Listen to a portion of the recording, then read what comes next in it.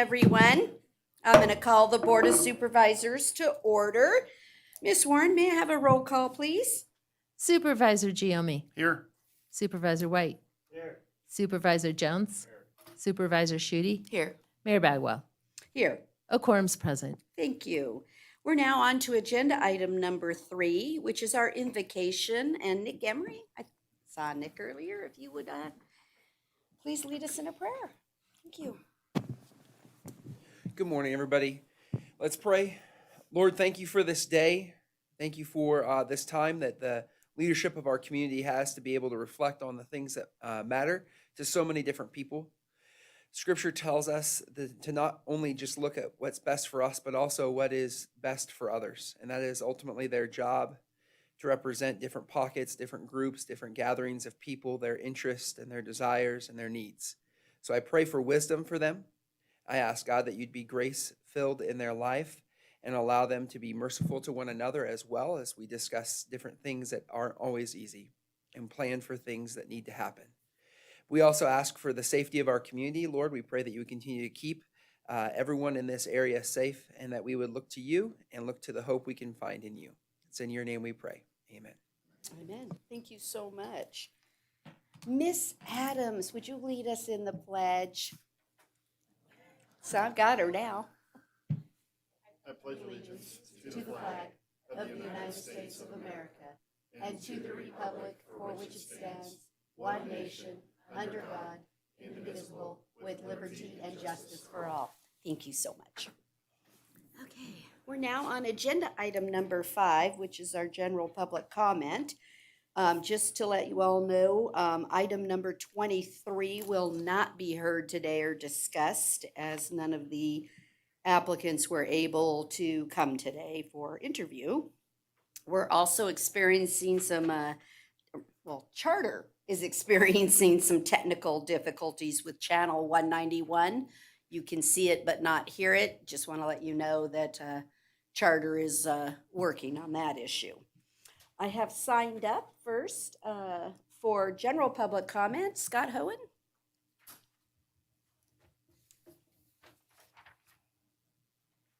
Morning. Great. Good morning.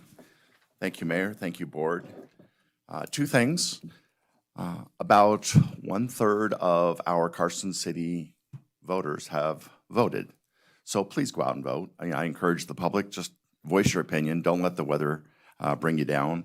Lines are short. I've observed it, and take advantage of it. My name is William Scott Hohen. I'm running for the clerk recorder position, and the reason I'm wanted to talk to you today again is I received this mailer in the mail, and it upset me. I'm a 30-year title insurance executive, and this mailer says your home and your hard-earned equity could be stolen. FBI reports show that real estate fraud is one of the fastest-growing cyber crimes in America. It's true. It is. I'm in the title insurance business. I see fraud all the time. So when you open the flyer, you say, get the facts, get protected. How could someone steal my home? Won't others' services protect me from title fraud? What do criminals want with my home? I have title insurance. Is that enough? It's not. Carson City introduced a very valuable property alert system in August. And Carson City needs to do a better job promoting that to the public. Homeowners, about 24,000 in Carson City, need to go to the Carson City Property Notification Alert System and register their home and be alerted if anything is recorded against their particular property. I don't know how many people have signed up for it already, but please, please search for it on the website. It's a very valuable service. You want to be notified if anything's recorded against your property so you could prevent this title fraud and prevent your property being taken away from you. It's almost like identity theft. So just want to encourage all the Carson City residents to do that. I did create a website URL, a redirect to make it easy to find. If you go to titlealert.net, you can be taken to that location. The Carson City Clerk Recorder did a great job. It's not just elections. It's all about how serving the community in clerk, recorder, notary, marriage, public administration. And this recorder feature is very important. Title fraud is out there, and I want to make sure everybody's aware of it. So thank you.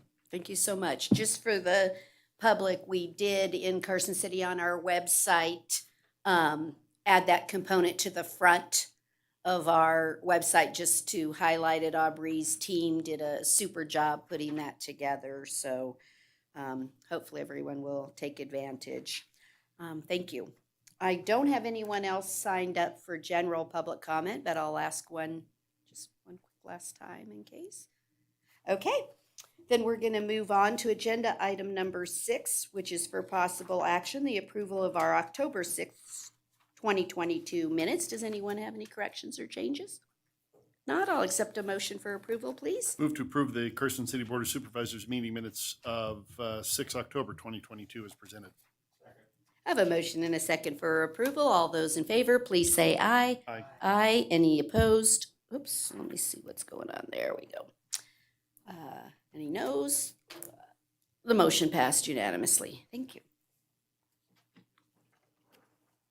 Okay, we're now going to move on to our special presentations, which I like to do from down below.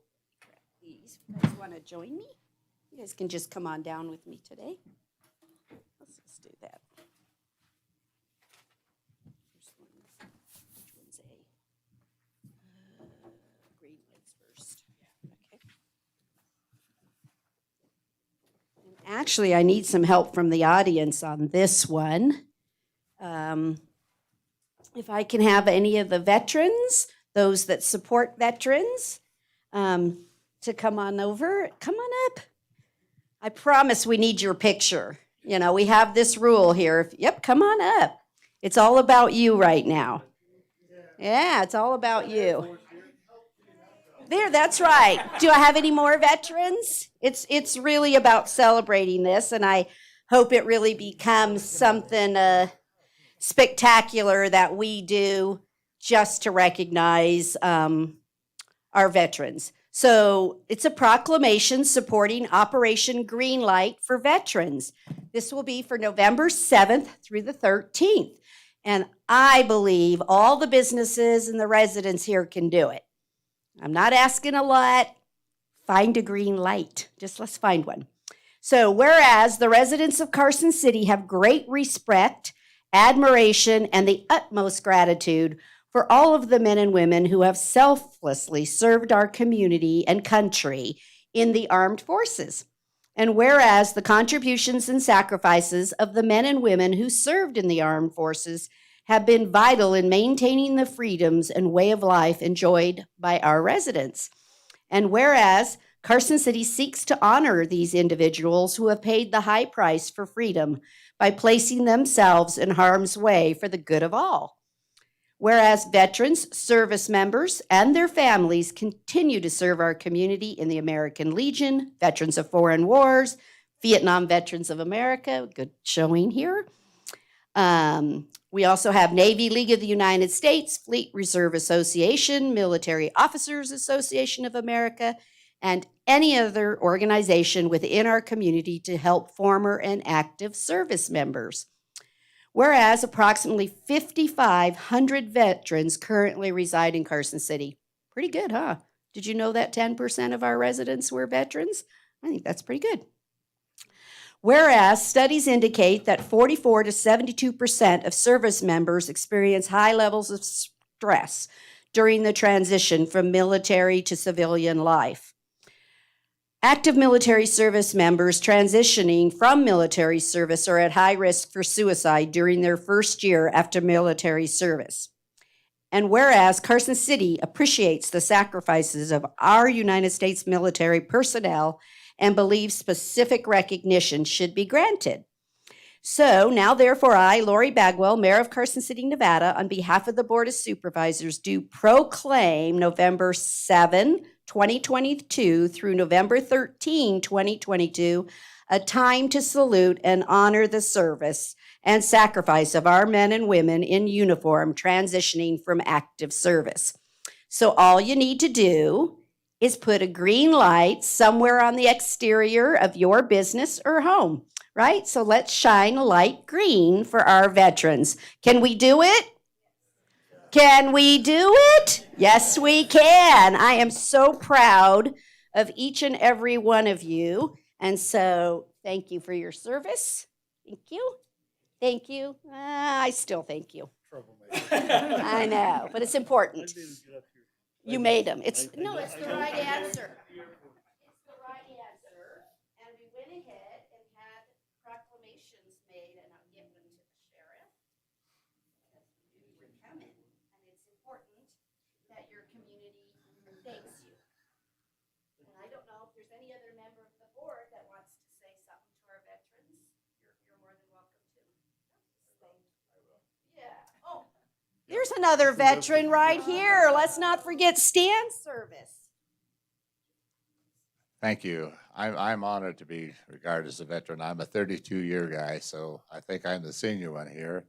And what you said, Lori, kind of explains some of Sheriff Furlong's discrepancies that we've never known what was cost. Now we know. So anyway, congratulations to you people, and I'm proud to be a veteran too. Thank you. It's all about you guys. So in good fashion, we have to have a picture.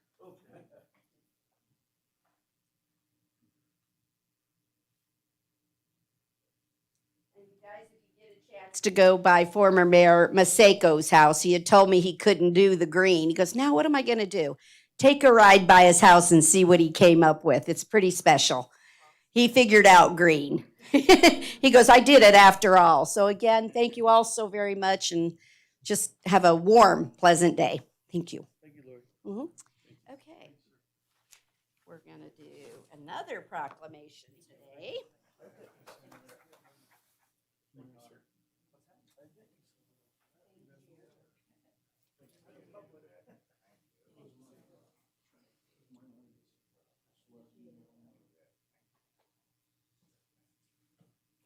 All right. Our next one, if I can have, let's see, I have some public works staff to come on up. Because it's Flood Awareness Week, so if I could have, come on, Public Works. Again, we got to have pictures, right? It's all about it. Okay. So we're going to do a proclamation for the Nevada Flood Awareness Week.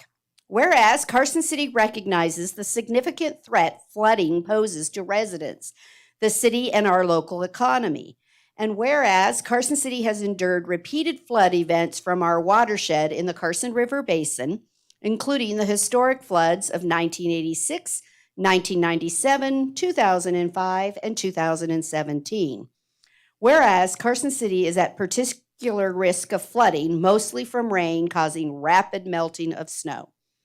And whereas during Nevada Flood Awareness Week, local, state, and federal agencies across the state are working together to inform the public about the dangers of flooding, how to protect their homes and families from a flood, and a plan for recovery. Whereas the theme for Nevada Flood Awareness Week 2022 is preparing your community for the future, and the corresponding website is www.nevadafloods.org. Now, therefore, I, Lori Bagwell, Mayor of Carson City, Nevada, on behalf of the Board of Supervisors, do hereby proclaim November 13th through the 19th as Flood Awareness Week, and supports increased public awareness of flood threats and encourages all city residents to act and be prepared for flood events. And that is your cue to tell us just one thing. What could we do, Rob? Well, obviously, the city has done a lot over the years with the system and how water flows from the west to the east, but everyone can always do more. I know we talk about making kits and getting prepared, because sometimes you don't get a chance to get your grab bag or your kit together, and it's a good idea to think about that. We do have some brochures that we often give out that gives a lot of information about what's in your kit, what to be aware of, and it's just important to do that at this time, because you don't often have the time to react and take care of those things before you have to evacuate or something like that. You know, it's not the longevity awards, but since I let you speak, there's a rule, you know, you have to stay with us for how many more years? I mean, 10? 10. See, they get it. They understand the process here. If you come to the Board of Supervisors, He's done such great work for us over the years, and I'm hearing through a grapevine that he thinks he's going to leave us, but I don't know how you could do that. I just don't know how. He's stuck. I'm going with them. But did you guys want to? Anybody else want to say a few words? All right. Thank you, Mayor. I'm very honored, Darren Schultz with Public Works, the director, very honored to be part of this proclamation today. And it means so much, but I love that it's preparing our community for the future. And I just wanted to take a minute, because it's his last one, to recognize Rob Fellows as our floodplain manager and all the work that he has done here at the city.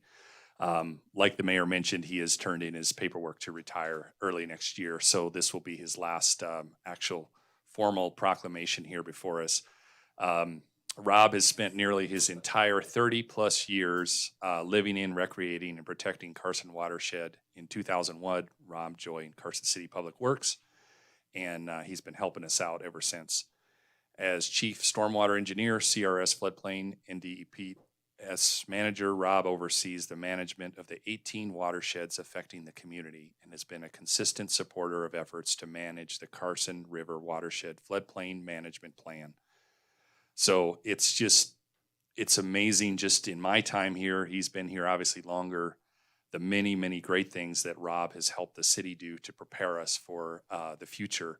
And thinking about the future, we're in such a better spot. And driving here today, it just came to me, I was thinking about a raindrop that hit my windshield. And I thought to myself, I bet you Rob could tell me where that raindrop will travel through the city and where it will exit. And I believe that. And anyway, Rob, thank you so much for your time here and all the efforts of preparing Carson City.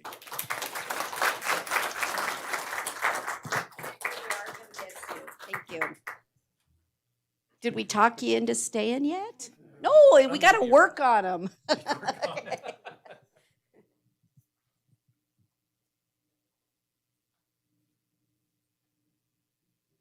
Again, and truly good luck. And thank you for your service.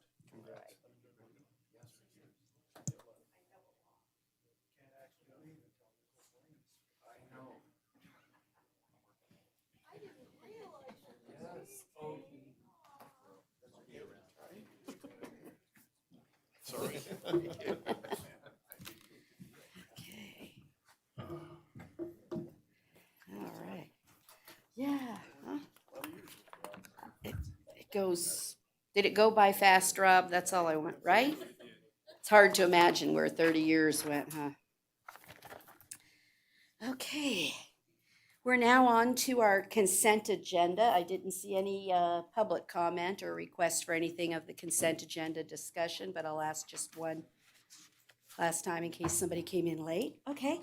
Seeing none, you guys ready for a motion or anything on the consent? I move to approve the consent agenda consisting of item 8A, 8B, 9A, 10A, 11A, 12A, and 13A as presented. I have a motion and a second for approval of the consent agenda. All those in favor, please say aye. Aye. Aye. Any opposed, say no. Let the record reflect the motion was unanimous.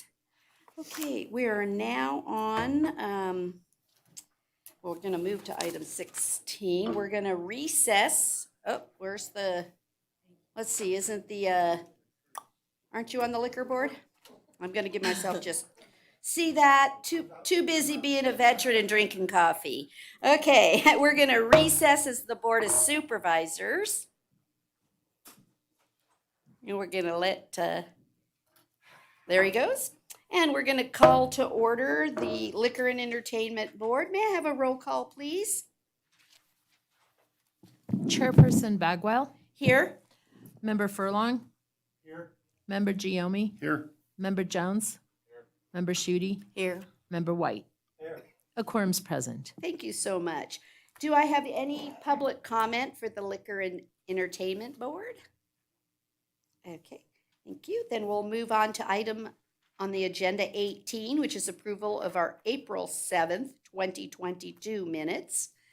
Do I have any corrections or changes? If not, I'll accept a motion for approval, please. I move to approve the Carson City Liquor and Entertainment Board meeting minutes from the April 7, 2022 meeting as presented.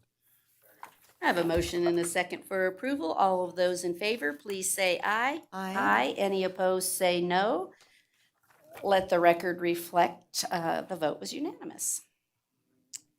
Okay, we're now on to agenda item number 19A, which is discussion and possible action for the appointment of Heather Ferris, our planning manager, as an additional liquor license hearing officer.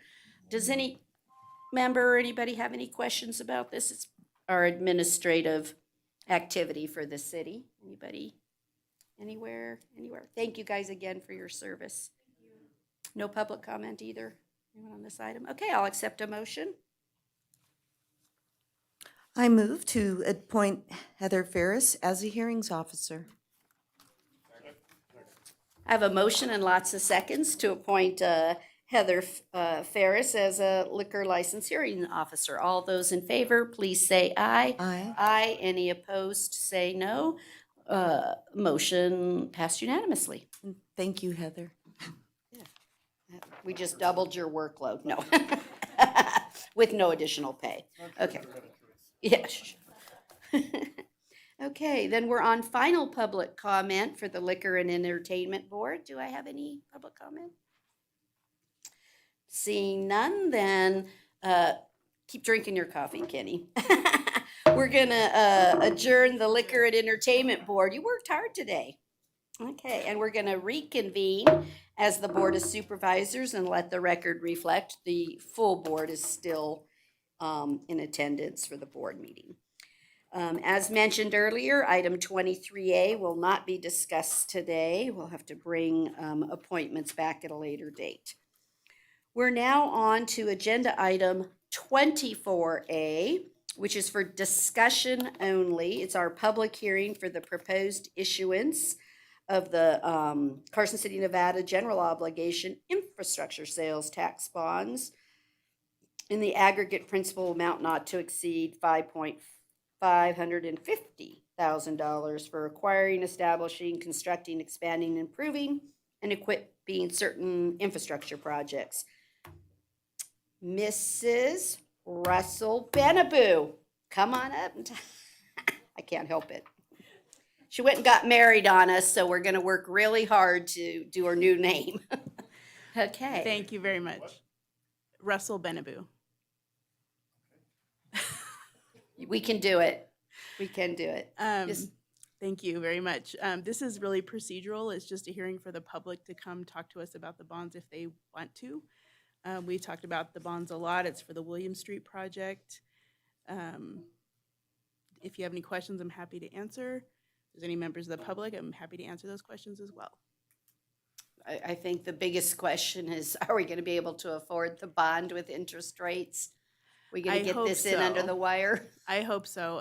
We won't be able to issue until probably January or February because we have that 90-day waiting period. So, That's what yeah, I mean, as far as our bond counsel and everybody, they're still thinking we can afford it. So Okay, it's still going to come in under our, projected.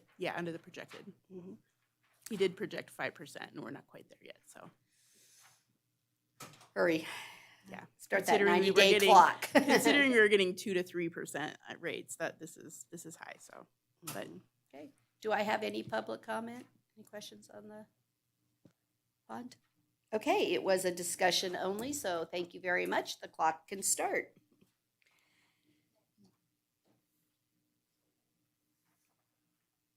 Our applicant for the next two items is not present. We're reaching out to him, so I don't know Oh, I if think you he want said he to. was going to be here at 9 because we Right. went a little faster. Right, so I just Item wanted to bring that to your 23A was attention. removed, right. Let's see. Well, I guess we could, is the applicant for 25C here? Are you prepared, even though we're a little bit ahead of the schedule? Okay, then what we'll do is we'll skip to 25C. And then we'll come back because A and B are related items. So we will skip to 25C and then come back and grab the other two items. So this is for discussion and possible action regarding an application from Anderson Collard Ranch Enterprises concerning a tentative subdivision map known as Anderson Ranch West to create 61 single-family residential lots and a 50.3 acre remainder parcel with an existing residence on the approximately 80.53 acre site. Ms. Manzo. Good morning, Heather Manzo for the record. If I can just have one moment to pull open the presentation, then I can get started.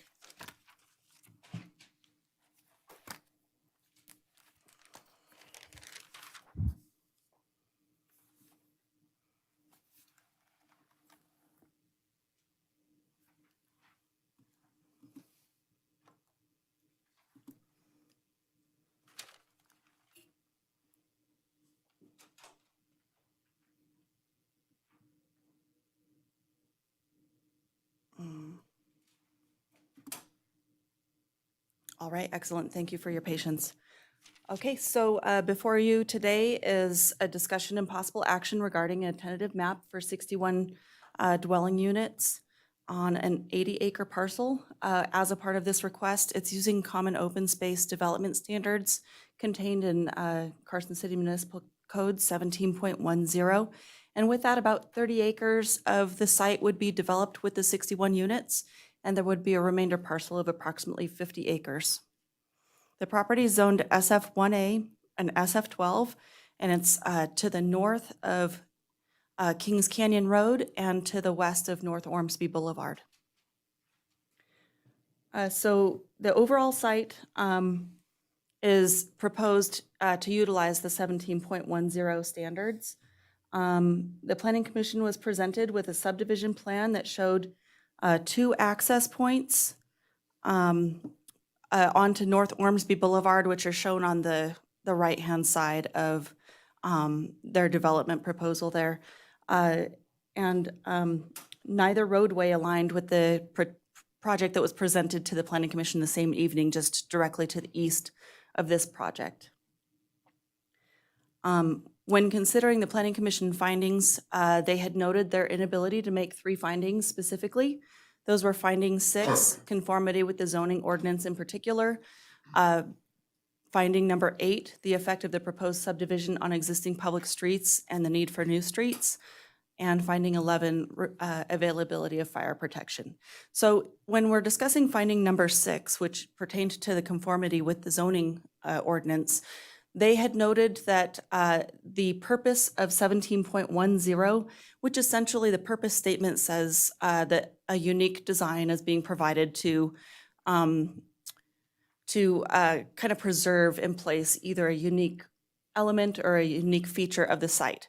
However, none of the 17.10 standards really feed into that purpose. And so when staff evaluated the request, we did note that the application did conform to all of the 17.10 requirements. In addition to that, the applicant has proposed multiple parcels on their site that would be common open space development. And then this is a trails plan that essentially shows how this site will provide that east to west connectivity from the Anderson Ranch project to the east all the way through to other trails to the west. In discussion of finding number 8, which is the streets and highways plan, the applicant has provided staff, and you were provided in your package, a revised plan that eliminates one of the 2 Ormsby Boulevard access points, and the proposed access point that is shown on the current plan actually does align with the Ash Canyon project to the east. So if the board approves both projects, there will be a roadway alignment. Should one project develop and the other one not at this time, it would set the stage for availability to provide that same connection. So this essentially does address finding number 8 as the Planning Commission had noted.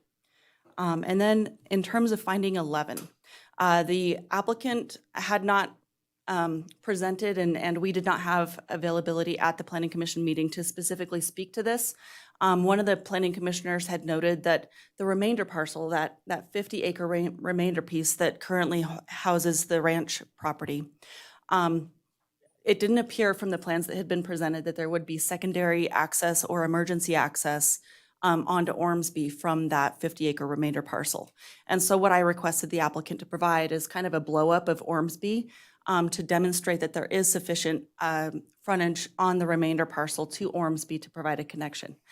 So what this identifies is that there's just under 100 feet of linear frontage on Ormsby. It actually pretty much is right across the street from West Washington. So in terms of potential emergency fire connection, as well as secondary access to future development, it is entirely possible that that could be provided within that 100-foot frontage.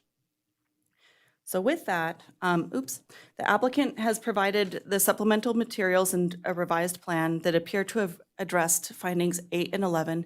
And as I noted in my presentation and in the staff report, staff does feel that the intent of code 17.10 was adhered to because the standards have been met by the proposal. Staff from Public Works and the fire department should be available here to further elaborate on any of these items that you may have questions on. And I'll turn my presentation over to Stephen to address a couple concerns related to flooding and water pressure zones that were discussed at the Planning Commission and also raised again by residents. And then after that, the applicant's available to make a brief presentation or answer questions, whatever the board would like. Thank you. Thank you, Heather. Thank you, Heather. Stephen Pote with Development Engineering for the record. So the few issues that were raised by the public of concern were the FEMA flood zone, which affects this parcel, drainage in general, and the concerns about potential increase to stormwater runoff and water pressure. So there is a FEMA flood zone that affects the subject subdivision, and the subdivision is required to meet our municipal code, which governs development in a flood zone. Basically, the main thing to consider is that any fill that's occurring in the flood zone to remove homes from that flood zone, the project would be required to mitigate that same amount of volume by removing it. And that process involves doing a CLOMAR, which the city reviews, and then that gets sent to FEMA for their review and approval before the site improvement permit gets issued. And then on just storm drain runoff in general, again, they're required to meet our development standards, which requires them to mitigate the increase in runoff from impervious surfaces. Finally, for water pressure, there is a water pressure issue in the subdivision to the east, which Public Works is aware of. The water mains in that area do meet our minimum standard typically for water pressure. However, in the summer, during peak irrigation times, especially in the morning, there's some really low water pressures that are experienced over there. However, the subject subdivision, and this also applies to the subdivision across the street when we get to that item, this is on a separate pressure zone. So the way the city's water infrastructure works, there's a pipe network throughout the city, all interconnected, but they regulate pressure zones using valves so that as you go from a higher elevation to a lower elevation, you can control the pressures, and those are isolated by different zones. So these subdivisions are in a different zone. They should not affect the pressure and flow in the neighborhood to the east or the west. Thank you. Does any member have a question? Okay. Supervisor White? I'm just curious on condition 23, how you came to the 118,895 value when the traffic study called for 81,420.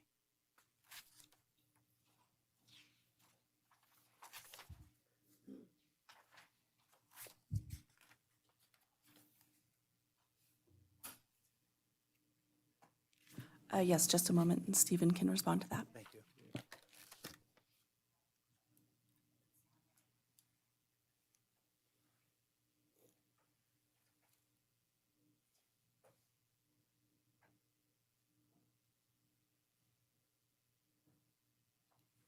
The traffic study number is on page 461.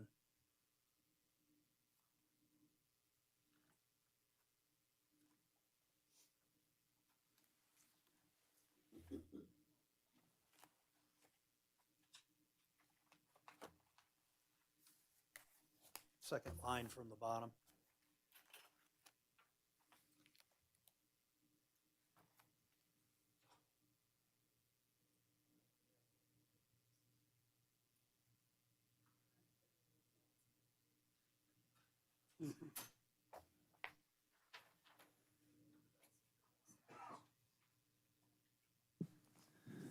Stephen Pote for the record.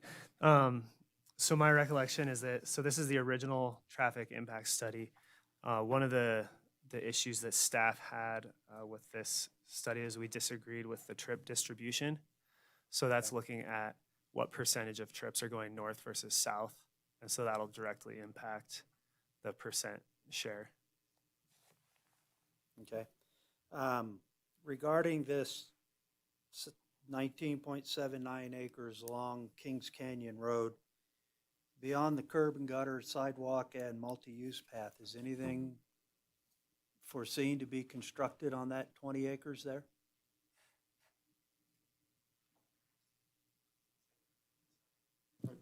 Okay, this slide represents that Kings Canyon improvement. So they would be doing half-street improvements and then the multi-use pathway.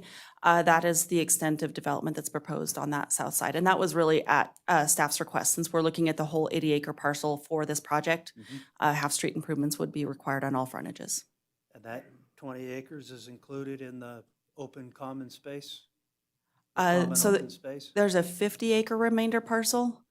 Is that the one you're speaking to? No, the 19.79 acres along Kings Canyon Road.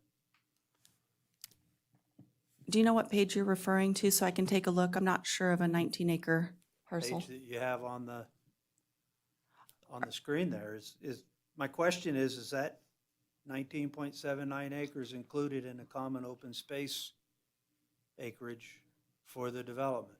So to the south of the proposed subdivision and to the north of the half-street improvements on Kings Canyon, that's a 50-acre remainder parcel. It is not a common open space layover. Staff did, because they utilized the whole site per 17.10 to kind of move some of the density from the remainder parcel up to the north where the development's proposed. We have recommended condition number 20 that would require a deed restriction to be placed on the remainder parcel, limiting the density based on the current zoning. Thank you. Supervisor Jones? Yeah, I've got a couple of comments. I would personally, my concern is the egress, entrance and egress. I personally would like to see Washington Street extended into the project. I just think it should be a requirement. I think there will be enough traffic, and it leaves the traffic flow if we have an extension there. Question for you: what's the time frame for extending Ormsby Boulevard through to Winnie? From Washington to Winnie, that extension. Stephen Pote for the record. The last time I spoke with our transportation manager, it was somewhere around 10 years was the estimate for that. Because these developers are paying a portion of that cost, right? Correct. Okay. I've had a lot of calls from people that are residents in the general area concerning hours of operation, dust mitigation, some of the things that they experienced in the Heritage. And I'd like to hear, are you planning to conform to Monday through Friday, 7 to 5 hours of operation? What plans do you have for dust control? Because you know there's going to be dust problems. We just, by nature, where we live. Yeah, yes, Supervisor. The developer. Put your name on the record, I'm sorry, please. I'm Mark Forsberg. I'm counsel for Right. Anderson Collard Ranch Enterprises. There's every intention of complying with every requirement there is for dust control and other things. I think there have been, and I recognize that the project that's ongoing now, which is not related to us Right. at this time. They have had some trouble and not been attentive enough to some of these issues, but I believe that they are committed to addressing them, and we will do everything we can from our perspective as well to ensure that that is all taken care of properly. Thank you. I acknowledge that we had some extreme weather during some of their problems too, right? Thank you very much. If I may, Supervisor Jones, condition number 9 speaks to construction hours. I know you asked about Right. Monday through Friday only. So this condition is straight out of code. It actually allows for construction to occur 7 days a week. Okay, So that's condition number 9. thank you. Supervisor Giomi? I too have concerns about traffic as I look at the map without Washington Street going through and there being a tie between this proposed subdivision and a through Washington Street. We're going to force pretty much everyone out that eastern exit. And I know there are exits to the west, but realistically speaking, it makes no sense for anyone to use those westerly exits because they have to circle back around. So really, Ormsby is going to take, I'm not a traffic engineer, but it's going to take pretty close to 100% of that traffic, in my opinion. Very few people are going to go to the west to go north because it's a backtrack situation. So I'm a little bit concerned without Washington going through that we're pushing all that traffic, and any northbound traffic then is going to hit Ormsby, then to Ash Canyon, all the way around Winnie before it picks up Ormsby again to go north or to the freeway. So that's kind of the issue I have. It seems like there's a lack of connectivity here, in my opinion, from a traffic perspective. And so the other question I have relative to the traffic study, and I spoke to Chris about this, and I know he's not here, so you're on the hot seat.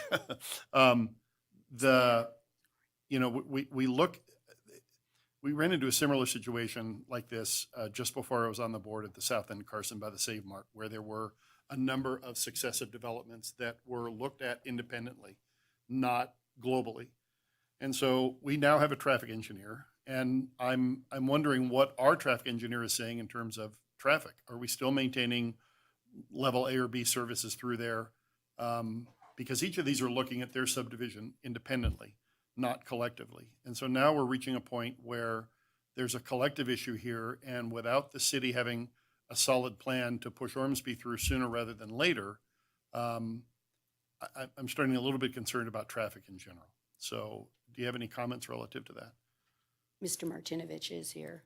Oh, I didn't see him. Right up. Oh, hey, Chris, sorry. Stephen Pote for the record. So yeah, this subdivision, and this is actually a requirement of code in the event that the neighboring subdivision is also approved, their traffic impact study does have to be updated to include that traffic. But not the existing constructed Anderson Ranch project. It would also have to It include would, okay. Anderson Ranch. That's Yes. good to know. Mhm. And even with all that, we're still not reaching a point where, we were talking about building Ormsby Boulevard when I moved here in the late 70s. I moved here in 1977, and they were talking about building Ormsby Boulevard through to Winnie Lane then. So how did it get pushed so far down the list? I understand there's money issues, but you have any idea how that, I guess I can look to our two RTC members to blame for that.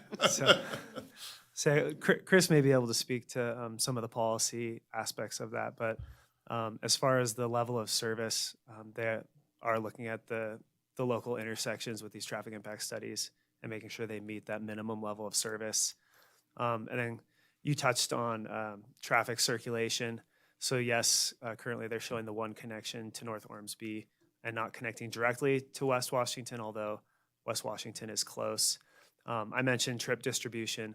When we're analyzing these traffic impact studies, one of the things you look at is what are the surrounding places, like commercial trip generators, where a residential development, where people are going to be going to work, eat, play, those types of things. And those are the things that come into effect with the trip distribution.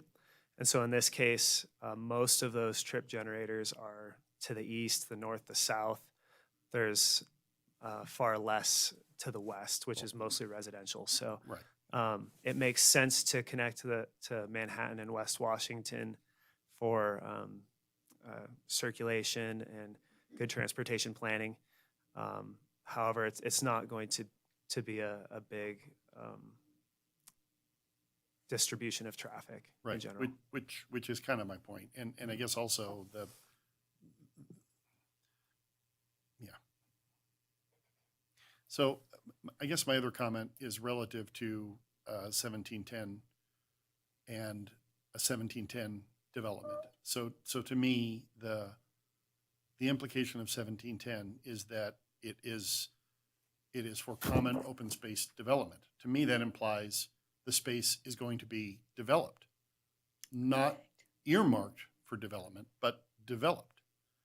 And in this case, in my opinion, it's not being developed. It's being parceled off, and it's not being fully developed. That remainder parcel, while there is a deed restriction, may not get developed for 100 years. And so we're moving that density from the south to the north without a development in the south. So every other common open space development we've ever done has been a full development. The entire process has been developed from the beginning, not deed restricted and future developed. So that's another struggle that I have. So that's it for me as far as my comments. Supervisor Shutey? Thank you. You know, I agree with what Supervisor Giomi just said, and a question is, shouldn't the modifications that have been made, shouldn't this go before the Planning Commission again? I'm not understanding how they made their recommendations. And I applaud you. You know, I appreciate seeing the change. I'm seeing that there's effort to listen to the concerns, but it really still doesn't address all of the concerns. You know, I went back and listening to some of the comments. The purpose set forth for 1710, which I think is actually a wonderful opportunity because I do appreciate open space, I appreciate interconnectivity, but it is to permit variation of lot size and density transfer in order to cluster, to preserve and provide open space to protect efficient use of land. And I see opportunities that aren't being used, and yet the applying 1710 to just kind of shift the density versus really using this code in the spirit that I believe what's right for the community, how it should be used. I think I think this needs to go back before the Planning Commission and have those issues addressed. Is there a reason why it isn't? The Planning Commission has made its decision and made its recommendation to you. The changes that we did make were in response to the concerns that they raised. So you have the ability to make a decision on it however you see fit, by either accepting their decision, rejecting their decision, or modifying their decision. So this is the proper place for it to be. Okay, thank you. So I'm going to agree a little bit. I'm very concerned that the use or what I believe the interpretation of 1710 is we're supposed to be able to see the open space component of this. And since you're not giving me the plan on the 50-acre parcel, but yet you're using and transferring density to that, I'm left with not understanding the application of 1710's benefit for open space. I guess I'm just struggling. I know the community gets very upset about 1710 developments, but as Supervisor Giomi indicated, I've been able to review those because I have the entire, all parcels that are being utilized to transfer density. I have the whole plan. So I'm able to look at it in its entirety on the benefit to the community. In this particular case, I'm struggling because I don't know what you're going to happen to the 50-acre parcel other than a density issue. But I don't have any open space issue. I don't know if they're going to put a park there. I don't have anything for me to help explain to the community what this particular project brings that meets the 1710 spirit. It is, and it really does start with all the projects that I generally see. I can point to something. We're going to get this new trail. We're getting a trailhead. You know, there's something that's being contributed. And when I look at this project, help me understand. I just don't see what you're contributing to the overall open space beauty for Carson City. So, right, if I'm going to trade something in a density, I'm supposed to be giving something to the public for that exchange. So I'm just, you're going to have to help me understand what you are developing are you giving to the community? What is it? As we've discussed, I think, at the Planning Commission, the benefits to the city in terms of open space do include the trail system, which surrounds the entire subdivision and connects it to other trails that are important to the city, including to the Mountain Street trailhead that has been a trailhead to nowhere since it was constructed, I don't know when. But I remember when that was constructed as well. So that's part of it. We have included open space, a park within the subdivision. There, and I think that the important focus needs to be on 1710 and what it actually means. What I'm hearing from the supervisors, and it's certainly not an incorrect interpretation, is a focus only on the purpose section. But the purpose section is implemented by the rest of the ordinance. It's not anything that stands on its own, and it doesn't create additional opportunities or discretion to add other requirements or wishes to what 1710 requires. So, and to do so would be the kind of thing that exceeds your discretion, I think, because what we have to go on and what we have to rely on is the ordinance itself and what it actually says about these very topics. And so when we go through 1710 item by item, we have met every single item that's set forth in the ordinance. And that, I believe, was staff's conclusion as well. So to ask us to provide something in addition, I think goes beyond the authority that's granted to you by the ordinance, and it goes beyond what is expected by us as applicants from the ordinance, because you're suggesting that we have to do something in addition to what's in the ordinance itself, the specifics, and the specifics overcome the general statements of purpose. So we've done that. So what the answer to your question in sort of hard terms is that we've met the open space requirement for this development within the plan that we've given you. We don't need additional open space anywhere else to comply with this ordinance. There's specific statements in the ordinance about how much open space is required. And it's in 1710.046, and it's also mentioned in 1710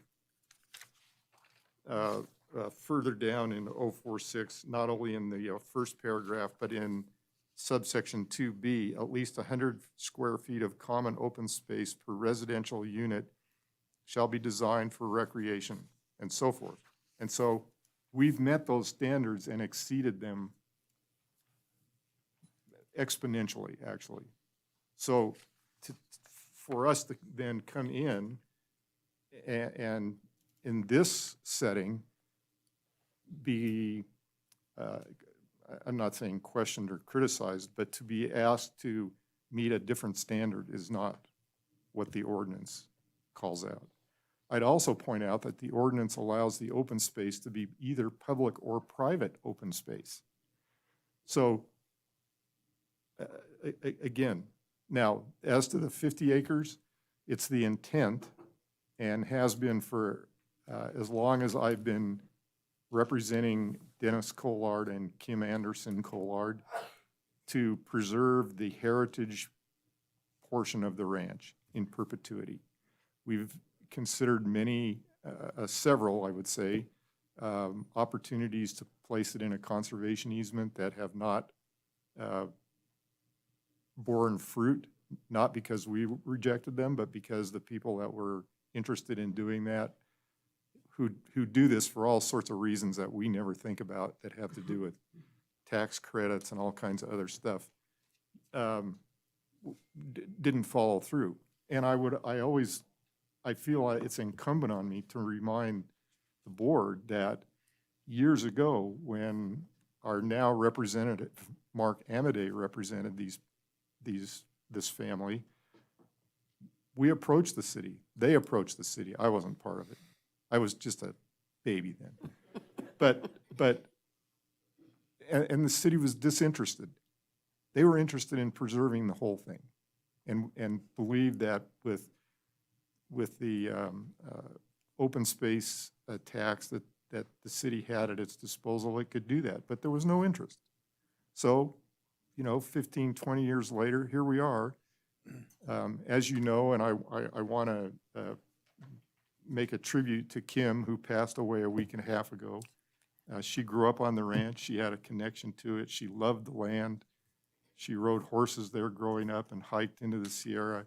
And she was she's kind of the moving force in requiring that something be done to preserve the ranch and to provide the trails and the open space. But again, we've met the requirements of the ordinance. So what else can we do? What else can be expected of us as property owners than to meet the requirements of the ordinance that the city adopted? And we have, and I don't think there's any dispute in terms of the math that's been used or counting the open space or anything like that. The resistance to this from the public is basically when it gets right down to the very last line of almost any letter that you receive, it'll say, we just want this to be preserved as it is. And we've heard this all the time, but that's just not an option anymore. It's not required. The property is zoned. We're not adding any density. No density is being added to these two parcels. That's what the deed restriction is about on the 50 acres. We're taking the density possibility of that density being reached over there down by the amount that's being transferred over to the 30-acre parcel. So again, I mean, I don't know how else I can explain it to you, but but if we meet the ordinance, we meet the ordinance. And there's just not any way around it. So let me ask you on that. Is your thought process that this board has no opportunity to determine that you can indicate you meet something, but it doesn't mean it meets it to our needs? So we're allowed to determine whether or not the development meets the components as we see those components. And so I'll just, for an example, indicate here, a site analysis showing development opportunities and constraints shall be prepared as a key consideration. Does that not give me and this board the authority to look at what you're proposing and determine whether or not those opportunities and constraints and this project meets what we believe. So it is the right project for that parcel. And I don't want the public, or actually the public gets very upset with us on Anderson Ranch, right? The very other big one here. The Planning Commission has recommended approval of another project we're going to hear about today.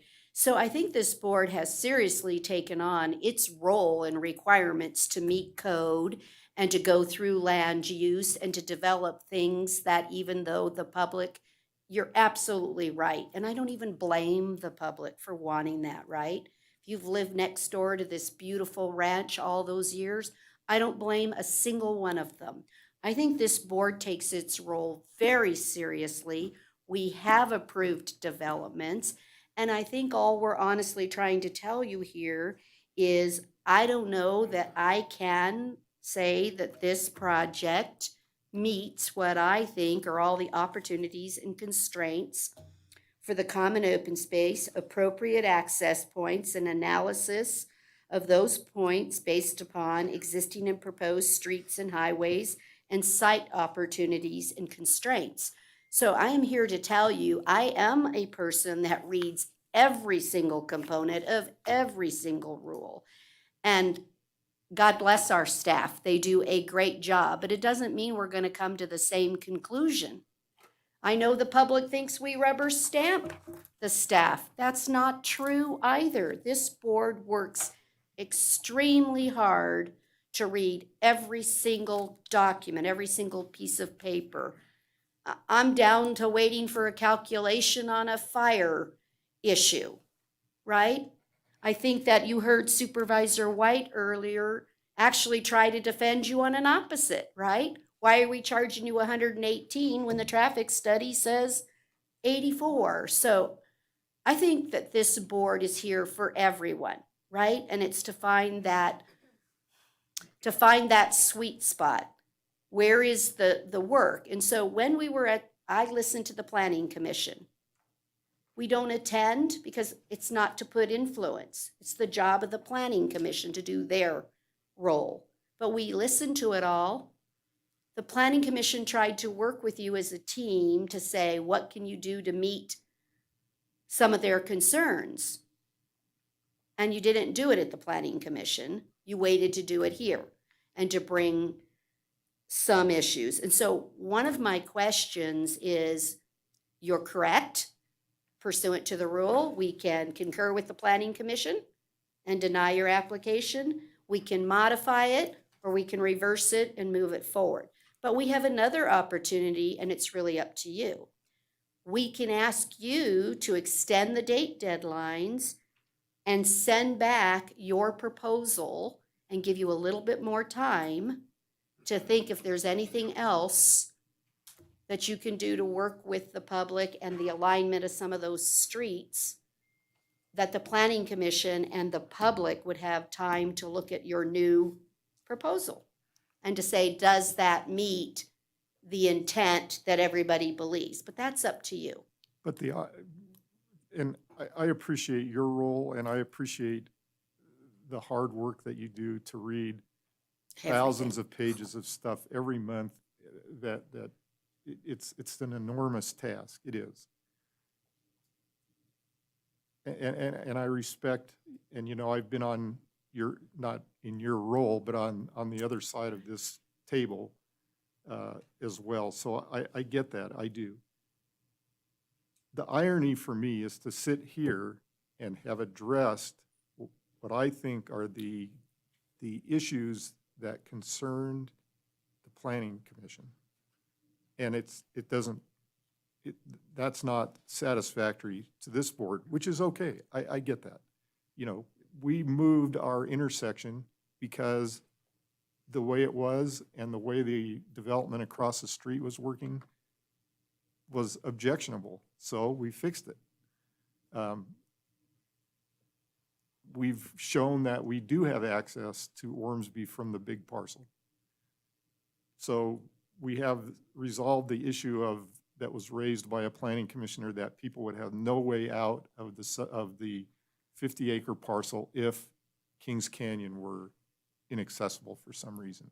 So there is a way out. So we've addressed those things. With respect to 1710, I guess have to say that I just disagree with the idea that it gives any board the discretion to insist upon conditions that aren't set forth in the ordinance. And when we have done that and you know, assiduously studied it and tried to comply with it, that we're now hearing sort of vague requests that there be more. But what more? Where is the standard? What is the standard that we're to meet? If we come back and we've done 5 more different things, or we've realigned a street to align so that Washington goes through, what's going to happen? We got complaints at the Planning Commission that those streets were straight shots through to the west, and that there was going to be speeding, and they were going to become too busy. And we were trying to think of ways of calming traffic, you know, which is also a controversial idea. So, you know,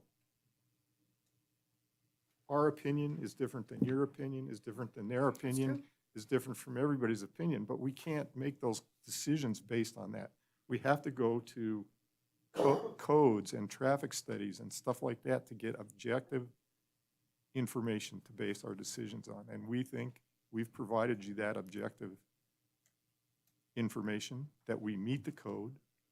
And look, I'm sure that we can take another shot at it.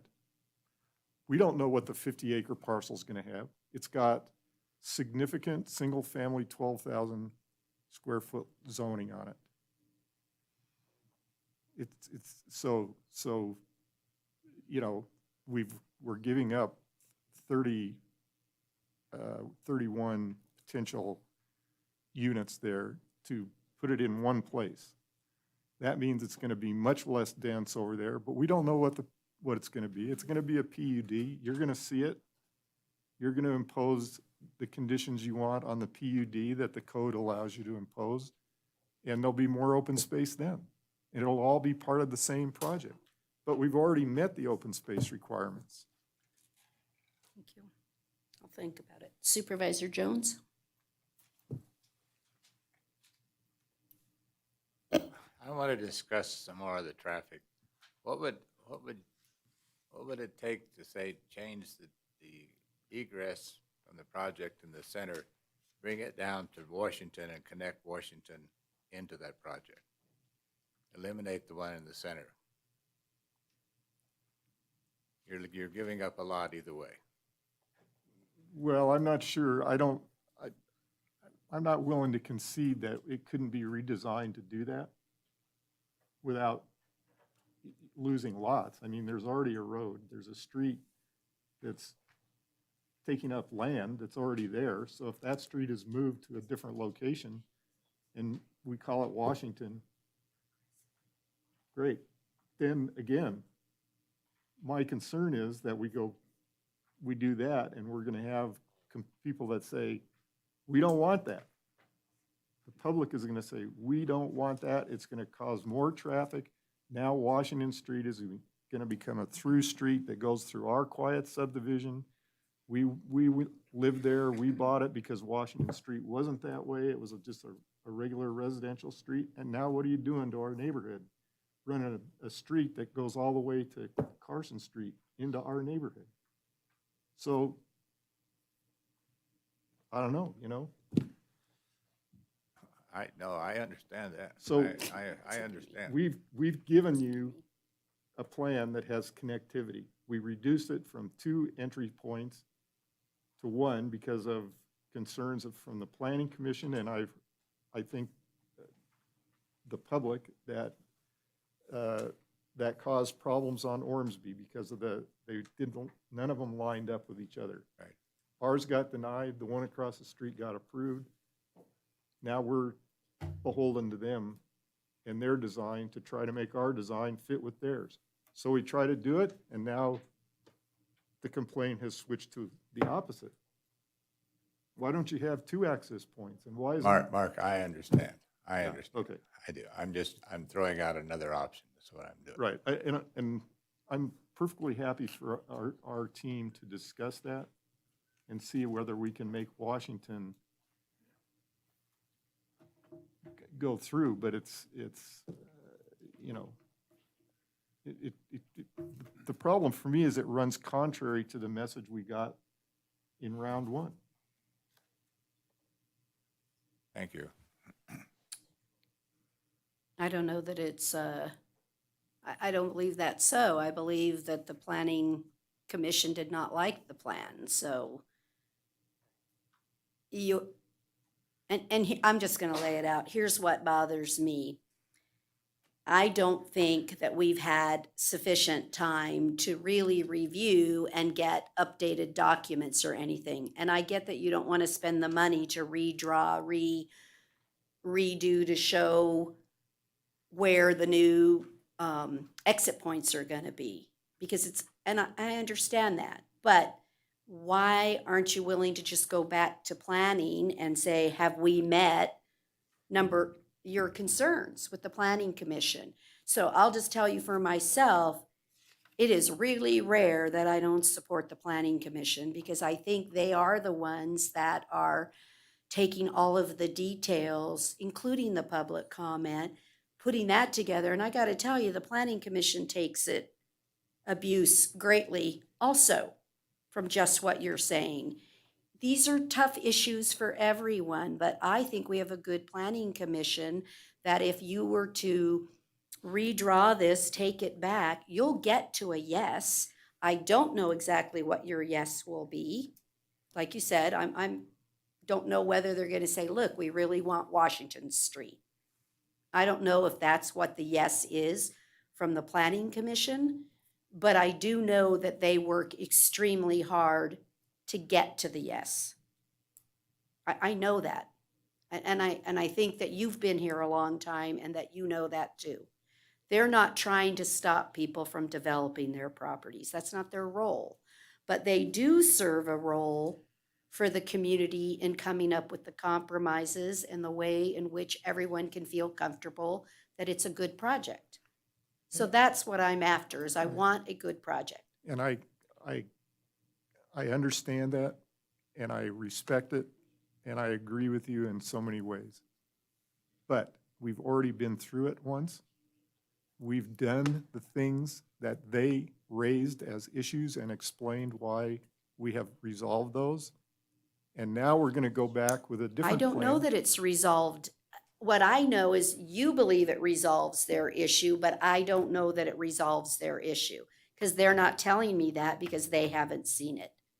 Maybe that's what all of us here are trying to say, right? They have not had the opportunity to review your new proposal and say, yes, that meets the concerns that we raised. So we can do lots of things here today, but I just put it again out on the table for you to consider. Because if you get a denial here, and then you go back to the planning commission anyway with a revised plan, you have to pay again and start the process all over again. If you agree to a continuance to go back to the planning commission on your revisions, you don't have to pay again. So I just want to make sure everything is out on the record, because fairness to everyone, I don't know, I think this board is extremely fair. So I just put that out there for you. And I'll just make one last comment, if I may. We're shooting at an ever-shifting target.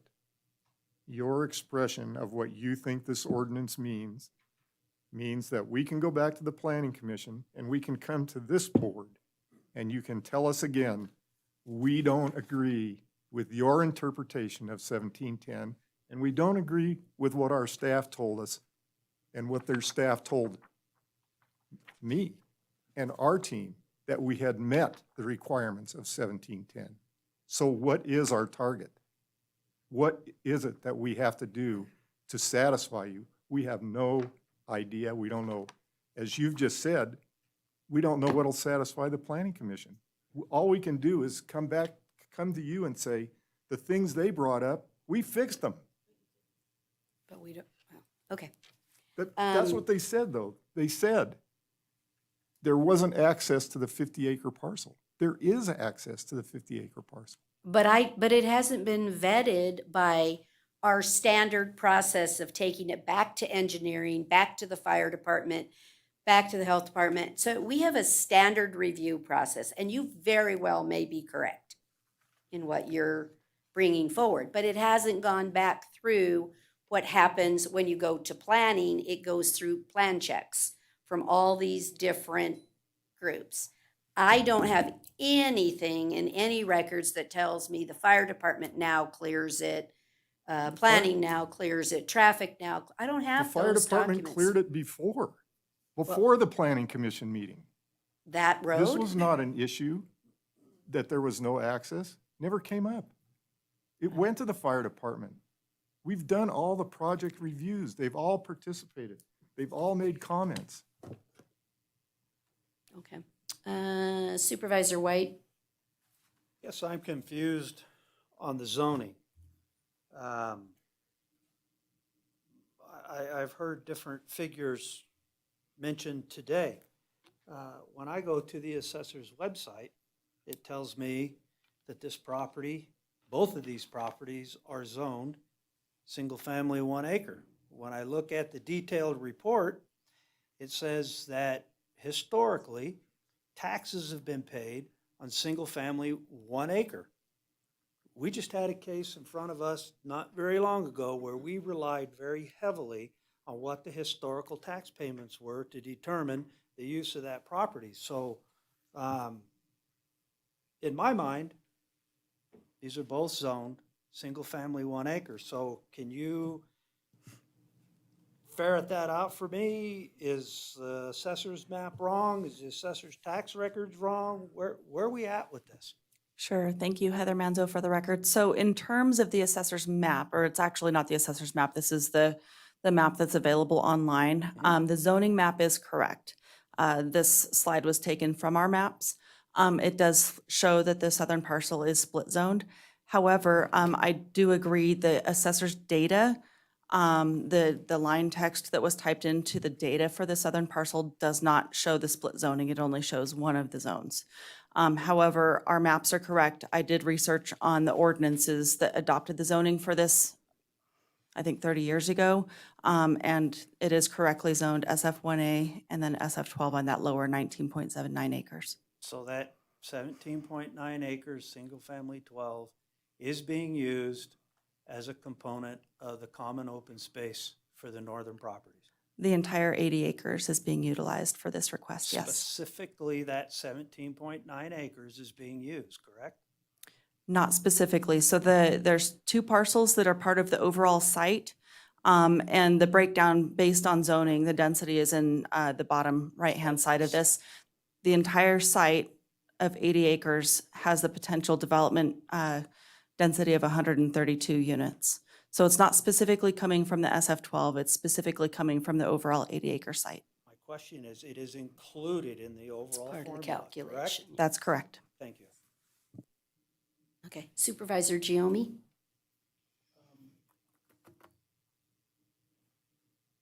It won't be a dead horse, Mark, but just, a couple of comments that I take exception with. One, you said you were giving up, and I don't think you're giving up anything. Oh, did I say we're giving You up? specifically said that. You said we're giving up parcels, or we're giving up home sites. Oh, no, I didn't.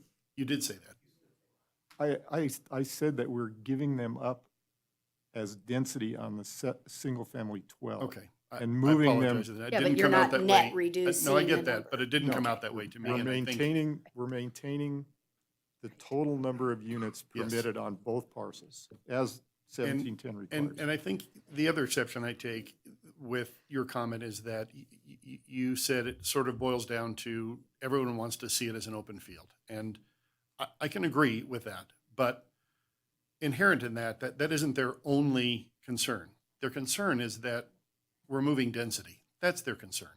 And I think you know that. I mean, I think you know that. To say that their concern is that they just want it to be open, I think doesn't give the people who are opposed to this or concerned, I should say, credit. So I just take exception with that comment because I think it oversimplifies their concerns. It's more than that. I've lived at the end of Ash Canyon Road since 1997, moved there in 1997. I was the ninth house. My parents built the house. They were the ninth house west of Ormsby, north of King, and south of Combs Canyon Road, the ninth house up there. So to say that area has changed in my lifetime is an understatement. I don't think anyone here expects that things will stay a certain way forever. And you're aware of that, and they're aware of that. I think when it comes to the end of the day, I don't feel like 1710 was met. I don't feel like this was a well thought out development. This is just my personal opinion based on my reading of it.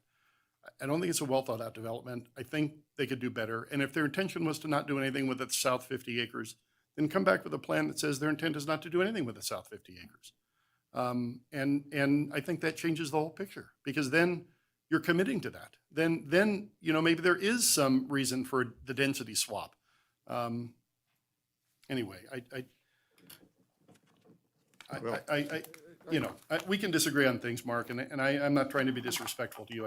I feel like you weren't giving the folks here enough credit for the concerns that they really had. So, Nor am I trying to be disrespectful to you or to them, because I understand what you say.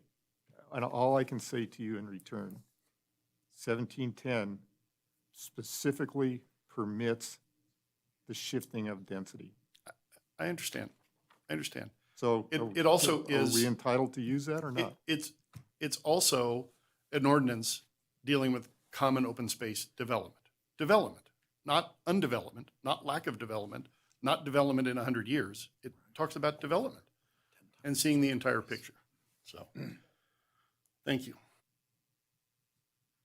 I would like, if I may, Mr. Snellgrove, to go through the details of it so that they're part of the record. Absolutely. For the record, Dave Snellgrove. I'm the Planning and Right-of-Way Manager with CFA. I've been working with the project team on this project. And I'd like to go to my presentation and hearing the conversations. I think there's some specific slides relative to 1710 that I'd like to go on to when that comes up. Go to fourth. Let's go to the fourth page. Yeah, actually that one there. Okay, so this one will just kind of couch it in the whole 80.03 acres. Just to get back to it, we're not asking for a zone change. We're asking for some of the density that's allowed in the 132 lots to be moved up to the north, which would leave 71. Now, one of those is the ranch house that exists on the site. So really there would end up being 70 left. So the development area that we're working with in this application is up where that star is, and that is north of Ash Canyon Creek. I want to point out that the south area, the Collard family operates that as a ranch, will continue to operate that as a ranch. Some of the challenges of bringing Washington Street in is it's going to have to cross Ash Canyon Creek, which is actually a water source for the livestock that's on that area. That will still be operating as a ranch until something is determined going on the south. If there is a development, it would be down off of Kings Canyon in all likelihood and consolidated down in that area. I haven't heard anything from the Collard family that they're interested in abandoning ranching entirely. We still anticipate that there will be some of the historic activity that has been going on. So at the start of the day, we have allowance for 132 units. At the end of the day, with the deed restriction, we have 132 units. We're just moving some up to the north. If you can go to the next slide, please. This is the open space and trail connectivity. Right now, this is a fenced-off ranch area. There is no accessibility. There's not a connection from North Ormsby that goes over towards the western side to Washington or Manhattan. With this project, there is a trail connection that goes around the project. That is in common area. and I've got some calculations on a following page that show how we meet and exceed the requirements of 1710. We'll also have the light green lines in there, or the pedestrian, just the sidewalks. Those are standard within any subdivision, but we've got a loop that goes all the way around the site as a trail system that's a minimum of 30 feet wide. Go on to the next page too. Okay, so the purpose section of 1710 identifies that you're allowed to transfer density or vary lot sizes in order to preserve or provide open space. And it goes on further to say, achieve a more efficient use of land, minimize road building. I can point out that what we have in front of you definitely minimizes road building. As if we were to extend 1 acre lots, we would have much more lineal footage of the same size road that we have proposed in here. So we have accommodated that. Then, and this is in order to preserve or provide open space. That's what this was read into the record incorrectly by one of the planning commissioners. They read it as an and. This is an or statement. This is not an and statement. So we are providing open space. We are achieving more efficient use of land. We are minimizing road building.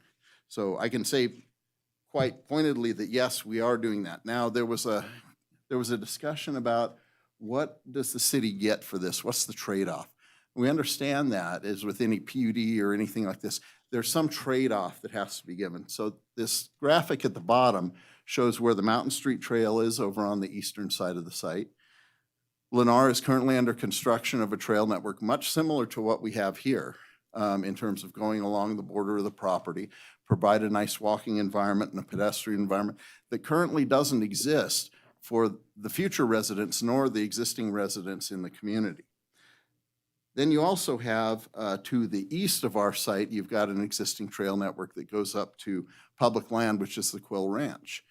The missing piece to that is the connection going through this property. So part of what this brings is a connectivity of the overall Mountain Street trails that will provide that connection up to public land.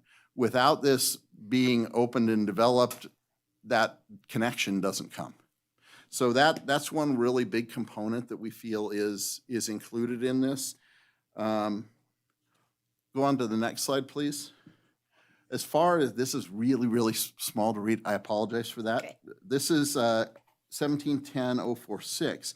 This lists out what the code requirements are for the volume of open space that needs to be provided at a minimum. A minimum of 250 square feet of open space per dwelling unit shall be provided, which may include private open space and or common open space subject to the following provisions. So it's got some listings for the private open space and then the common open space. If you go down to item 2B in that, it identifies at least 100 square feet of common open space per residential unit shall be designed. If you can go to the next slide, please, I'll show how we meet and we actually quite significantly exceed those requirements within the project. So in the overall open space requirement, that was the 250 square feet per unit. That requires 15,500 square feet of open space. We're at 156,000. We're 10 times the required amount of open space going through that trail network. And I know it doesn't look like, oh boy, that's a really substantial thing. We have met and exceeded the code requirement. Going down to the bottom, there's the little star. Sorry, that's a little shifted off from where the park is up in the northwestern corner of the site where that red star is. That, at the 100 square feet minimum requirement, is to only provide 6,200 minimum square feet. We're at 13,820 with that. That's over two times the amount of required open space. So we've met and exceeded the requirements that are in your ordinance. Going through and working on and designing these things, it's very hard to try and hit, as Mark said, kind of a moving target. It's what's the anticipation, what's the expectation? I understand the concern about, in the past, we've only seen projects come forward where it's the whole thing. I get that. But I do want to point out that this project, the remaining 50 acres, for the time being and up to the determination of the Collard family, will remain in an open space, albeit a non-accessible walkthrough area. It's an operating ranch that's in the middle of a suburban subdivision area. It'll continue to provide that. There can be a determination later about the other 61 units, and one of those I'd anticipate will continue to be the ranch house, or 71 units, I apologize. So 70 additional units would be anticipated to be developed down closer to Kings Canyon at a point in the future. And it can get determined then, but the deed restriction, we're not asking for a zone change. We're not asking for an upgrade to the zoning. I understand the comments and concerns, the connection of Washington Street through. I do think that that will partially fly in the face of the concerns that the neighbors had about speeds of traffic going up. It becomes more of a straight shot.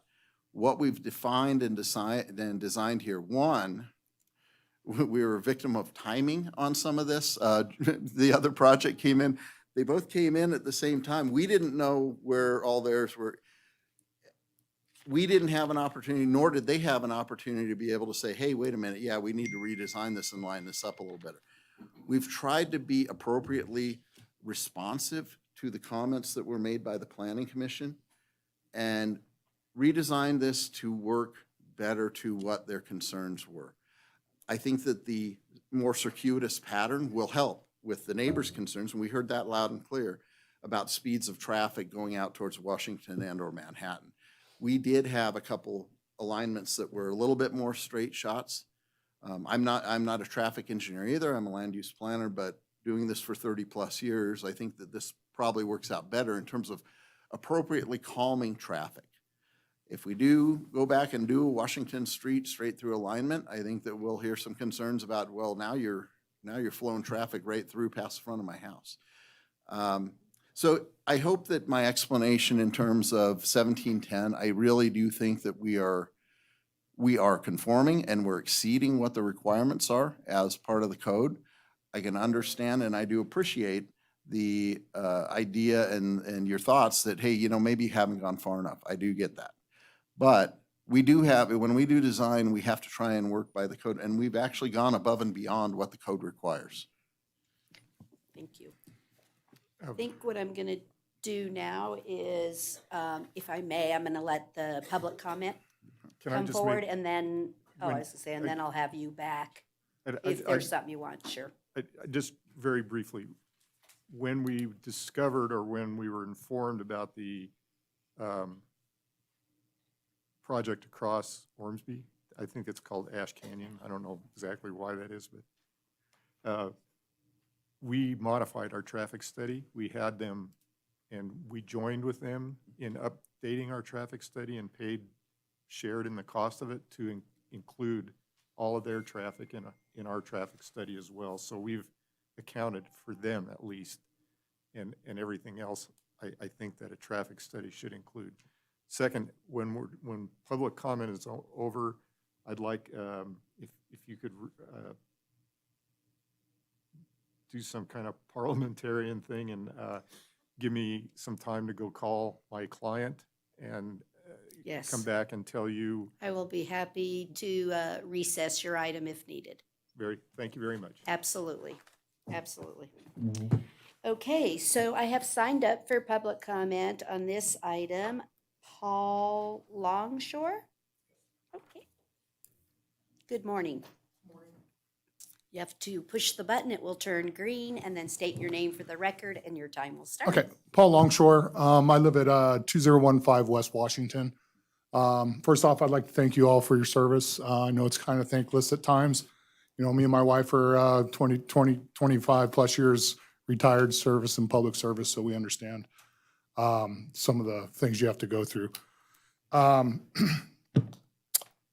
You hear the statement, not in my backyard. Well, this is in my backyard.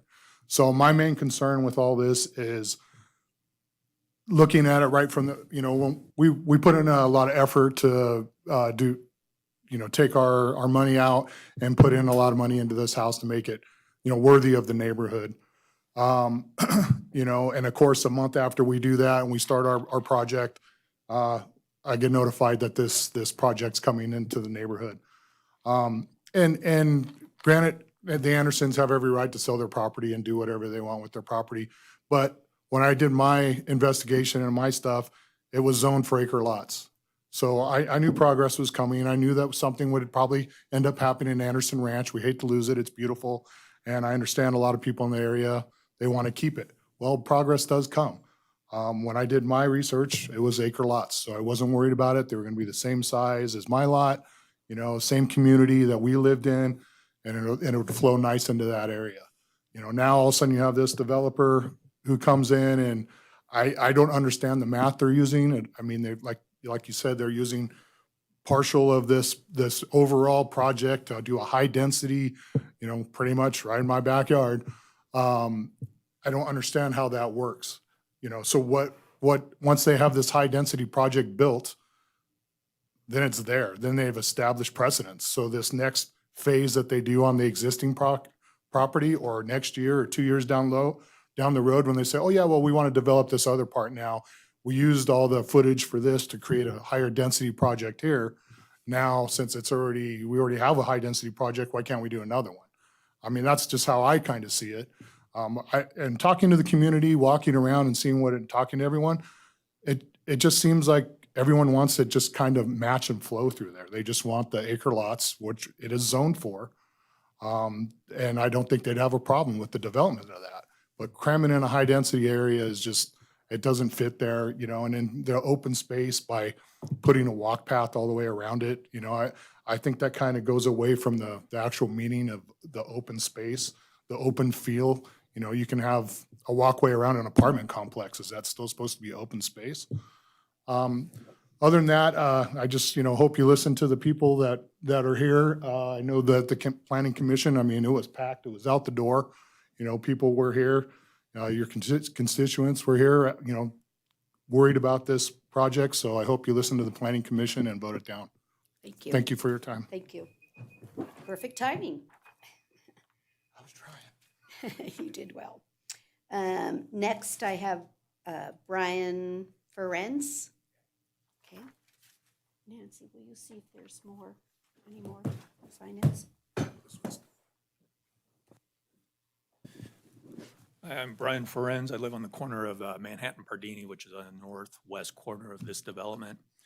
A couple things. One is I really appreciate the board's view of the open space and intent. I think the developer got it completely wrong when he said we've met every line of the open space letter of the law, but that overrides the intent and purpose.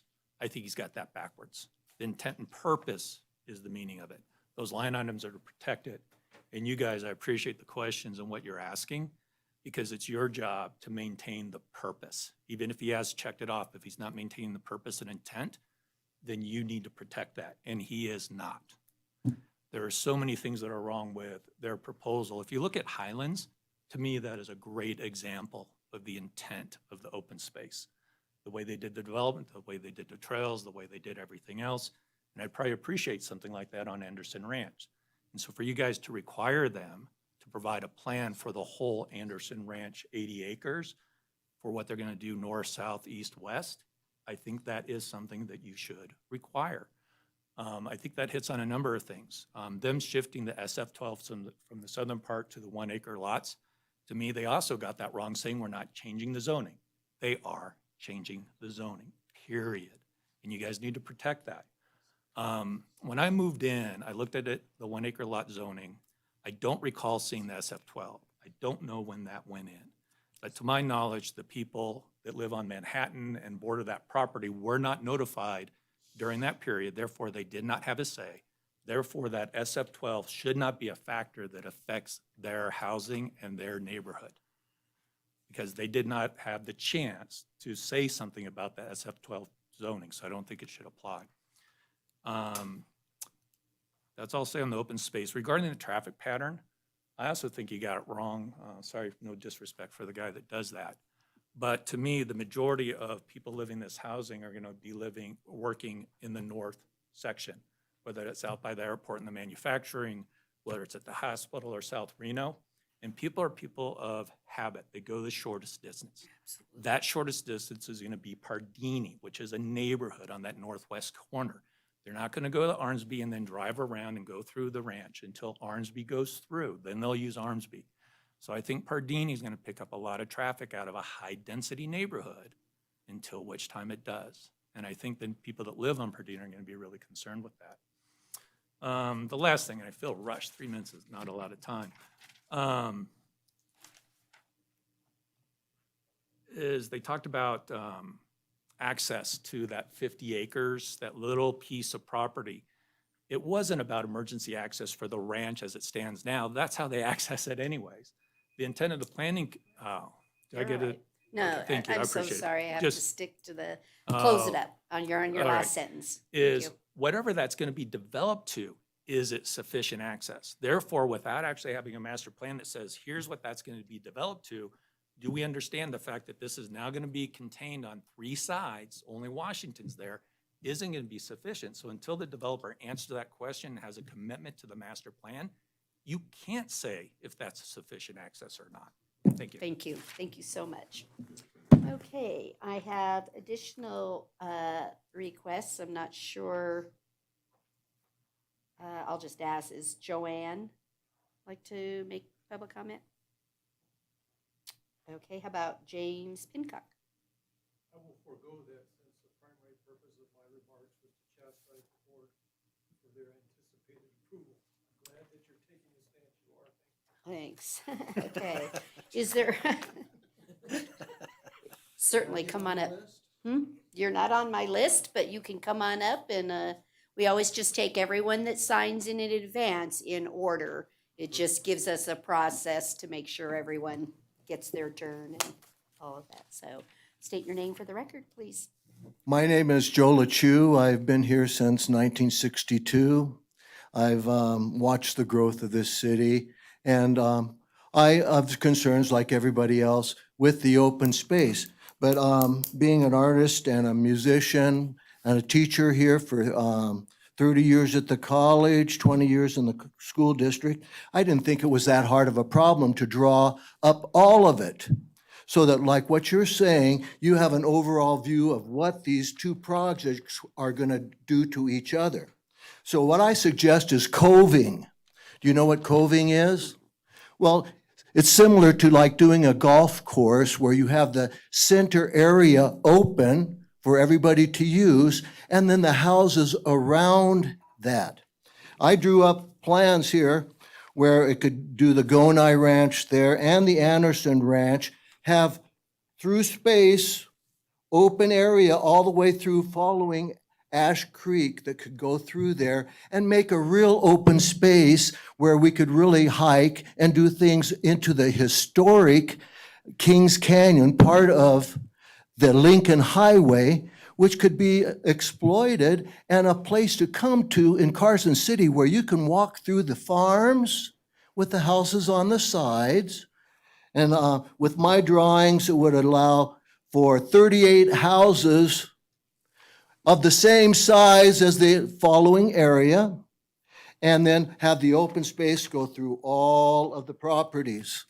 And then we would have a real hiking thing to all of our stuff up Kings Canyon and promote it as this is the old Lincoln Highway to Lake Tahoe, and make it so it's a place where people can take their families, go hiking, biking, and make this Anderson Ranch and Gonai, keep the structure of it with the coving and open area in the center.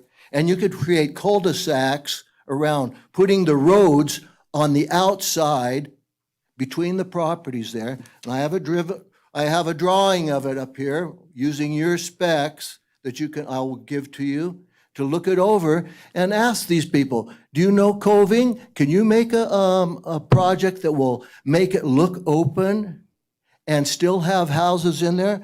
I got 29 seconds. For this house, 38 lots of the same size as their surrounding area, 38 houses. And those are going to be expensive houses.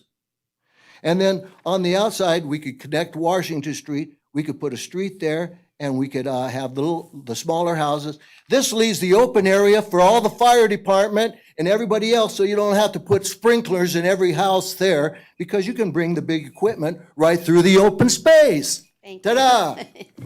Thank you. Let's solve some problems. Thank you.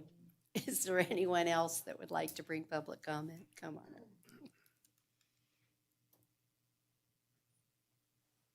Good morning. Morning. Jeff Foltz for the record. The Planning Commission had a whole laundry list of concerns about this project, and I can see that the board recognizes that. The applicant has hurriedly brought back. Talk into the mic, please. The applicant has hurriedly brought back a revised layout which partially addresses one of those issues. This board relies heavily on the expertise of the Planning Commission and their recommendations. And what I think I heard this morning was, at least from some of you, was a desire to send this back to the Planning Commission. I agree with that. That's what I would like to see. I think and it should not be done in a hurry. You know, the applicant needs time to do a proper redesign of the subdivision, and then it should go back to the Planning Commission for a second review, because very little of the applicant has stated that they've addressed the Planning Commission's concerns. Again, they've addressed partially one of their concerns. I think it should go back to the Planning Commission. Thank you. Thank you. Do I have any other public comment? This item, Ms. Coe?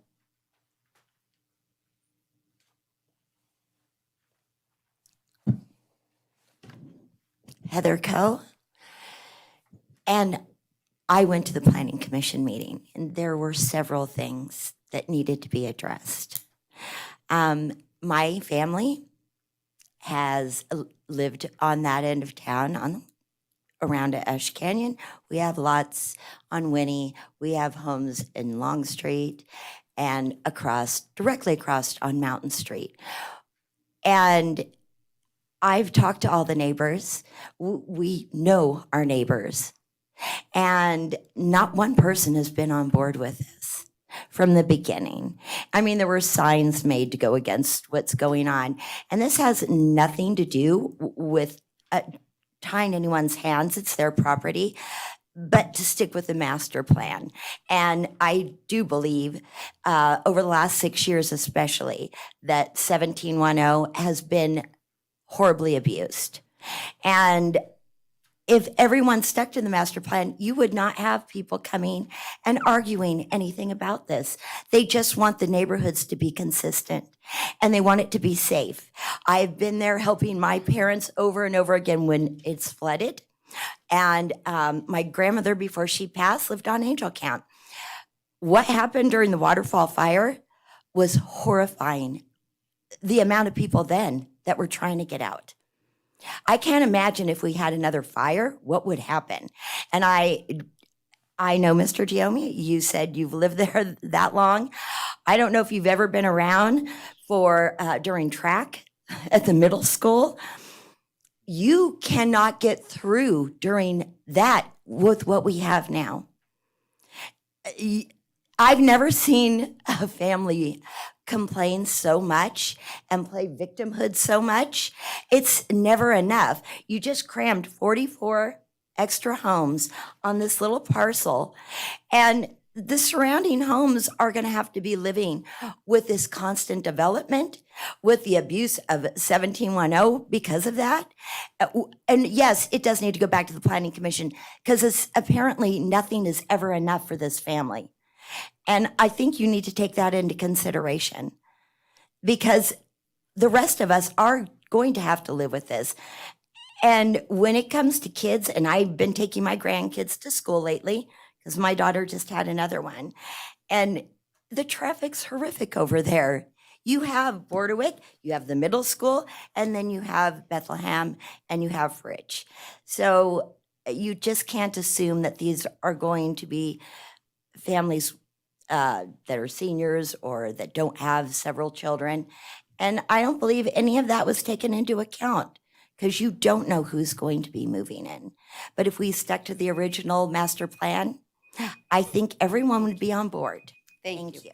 Thank you. Is there any further public comment on this item? Okay, I'm going to give an opportunity for the applicant to, do you need a recess opportunity to discuss? Do you? Okay. You know, it's perfect for recess time anyway. I need it. So is 10 minutes sufficient? Okay, we're in recess till 10:30.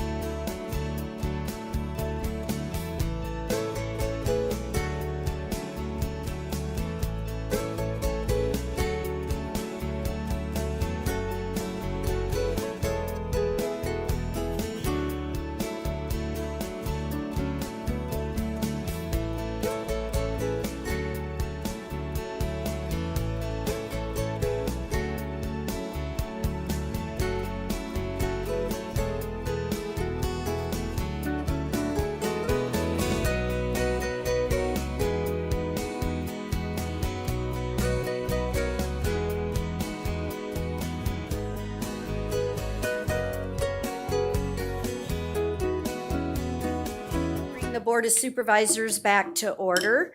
I have the applicants back here. We're up to the board discussion. I think there might be different feelings from different members on this board, but did you have an opportunity to talk with your client or make a final thoughts? I did, Mayor. Thank you for the opportunity. We are, out of respect for the process, we are going to return to the Planning Commission level and try to resolve the issues as best we can. I really appreciate that. I think I think you're doing good faith to work with the community and the Planning Commission to see if there's just something that can be acceptable, but, you know, there's other board members with their hands up, so Supervisor Jones? Well, I think we need to identify the issues that we want the planning commission to address. You know, don't just say, go back. What are the issues? What are our issues? Mm-hmm. That's fine. Supervisor White? I don't mind that it would go back to the Planning Commission, but frankly, I think we today should uphold the Planning Commission's decision to deny this, because in my mind, this project simply does not fit not only the intent, but the letter of the law that 17 provides. It says that in 1710-020, that common open space is to be designed to be integral of the project. And when we had 3 times today testified that the remaining properties would still be a functioning ranch. On page 309 of this agenda item, it specifically says that it would remain. Today, it was testified they're working to keep it as a ranch in perpetuity. And then they mix up, well, it might be developed later. We have pretty substantial evidence that that's not the case. Also, at 1710-046, it says that the open space is developed for recreation. Nowhere in that portion that is being the density transferred, the sidewalks and all of that, is that recreation, nor does it meet any of the criteria that's called out there. I don't think this project fits Title 17 whatsoever, and I would prefer to just simply uphold the Planning Commission's decision. Thank you. Anybody else? Supervisor Schutte? Any comment? I appreciate the willingness to go before the Planning Commission. So I really believe we should send it back to the Planning Commission, because the issue for me, if we do, I understand actually what Supervisor White is saying and actually Supervisor Jones, but I think we've been putting on the record for you what we're looking for with the Planning Commission, and what I'm trying to do is be in fairness to the applicant to not make them pay again to start the process to answer our questions at the Planning Commission. And so, and I think it's also a great exercise for others, right? When the Planning Commission was trying to work with you, and I understand it's kind of difficult because you're trying to do it on the fly at the Planning Commission to negotiate. So that's difficult, right? How do you do it? Because you don't have time to check with your clients and things like that. So I'm comfortable sending it back to the Planning Commission.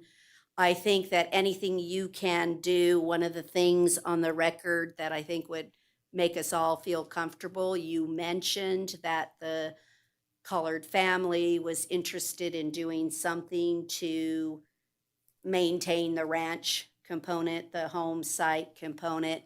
Please think about other deed restrictions or opportunities that you could design that's going to give that open space requirement. You may even wish to speak with our open space department to look at opportunities that we have with open space. As you indicated before, you were working with the city, but I'm gonna guess the parcel was way too big and way too expensive for the city open space program to handle that. But maybe there is something that can be worked out to give all of those residents around that area a small portion that can be reserved within that 50 acres where the house is. I'm not sure of that, but those are things that I think would go a long way to exploring and then meeting the traffic requirements and things and running it all the way through the standard staff process with what your new plans are and whether that meets it. So I'm comfortable with the Planning Commission.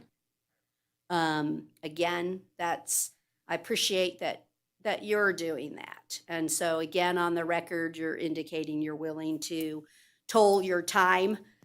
Yes. Okay, I just want to No, put I- it on the record. He knows exactly what I'm saying, that the applicant is agreeing to return to the Planning Commission. Let me ask something. Sorry, legal, I should have asked you on the break. Can we then just on the record have a motion that indicates we are accepting the applicant's request to go back to the Planning Commission? I'm comfortable with That's that. it. Okay. And again, it's up to this, and I see that Supervisor White would love to make the motion. Maybe not the way we're suggesting, but that's his choice. That's right. Right, it's your choice. I move to Supervisor- deny the tentative subdivision map. I have a motion and a second. On discussion, just going to let you know I'm not going to support that. I'm going to support going back to the Planning Commission because I think that's the spirit of our discussions today for me. It's up to the others. Again, everybody can decide for themselves. Anybody else want to make a comment or just a vote? No? You want to go back to the Planning Commission? Okay. And I know, it's tough choices we always make. Okay, on the motion, all those in favor say aye. All those opposed say no. No. I'm waiting, my lights aren't all lit up.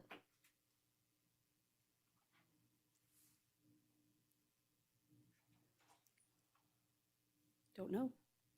I need one more vote, I'm sorry. Yeah, they asked. They thought something else happened. I said, no, technically I haven't declared the motion.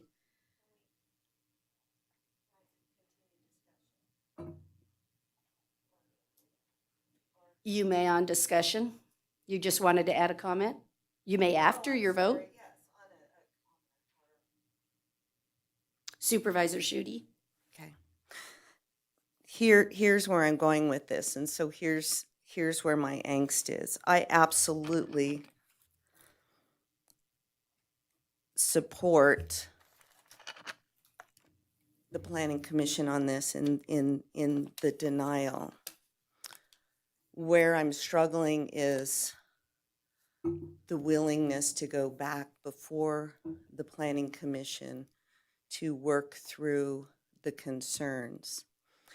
I believe CCMC 1710 to be an asset to our community because it really does benefit in terms of providing opportunities for open space, for land that is not only used by the residents of the house, but that can be used and enjoyed by the community as a whole. Open space provides opportunities for connectivity, for trails, for parks, and for helping neighborhoods actually be neighborhoods within a larger area than a small subdivision. And that is the spirit of open space. I do not believe that what has been presented at this point meets that spirit. However, I do believe that the spirit can be met with proper, perhaps redesign, with a true willingness by the developer to actually be mindful of the community as a whole, because once this development is built, it's built. And the city now has it. And there are difficulties then for the remaining 50 acres in terms of if there's a huge fire like the waterfall fire. While I appreciate that section of road, or that section being shown, thank you, showing that there is access to the property, that doesn't mean there's access to be able to create a road to help mitigate the potential of cars having to flee down Kings Canyon. And so there is just a lot to work out. I believe there can be a yes that is more mindful of the community as a whole. And I appreciate so much this morning in the prayer when it was talking about, when it was about help us make decisions that not only benefit individuals, but us also as our community. And so I'm really trying to do that. So I believe that this project needs more work, and I am willing to let it go before the Planning Commission to do that, if it can be done. Thanks. So your vote is no? So it's a no on this motion, and then we'll make the motion to refer it to the Planning Commission. Right. So the motion has failed. In the interest of time, I'll make the next motion. So I move to refer this application back to the Planning Commission at the concurrence of the applicant.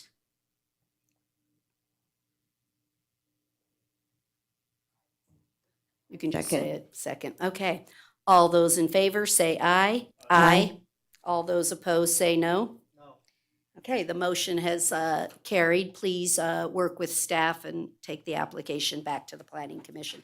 Thank you for your willingness to work. That's really does show a good part on the developer. Thank you. Well, thank you all for your thoughtful consideration. I appreciate it. Thank you, Mark. Okay, I Mayor, think that- Mayor, simply for the record, Oh, who was the yes. second on that one? Oh, Supervisor Schutte, Okay, thank you. 4-1. Okay, we're now back on item 25A and the related item. Thank you all very much. And 25B, just so that you know, these are related items, just so everyone is aware. So 25A, discussion and possible action on the application from KP Investors to introduce on first reading the ordinance amending the zoning map to change zoning from single-family 12,000 to single-family 6,000 for an 8.41 acre located at 1051 North Ormsby Boulevard. That was a good word. Ms. Ferris. I'm not sure what happened, but there we go. PowerPoint's back up. Heather Ferris for the record. The subject property is located on the west side of North Ormsby. I'm sorry, are we taking 25A and B together? You may. Okay. There can both be open, yes. Thank you.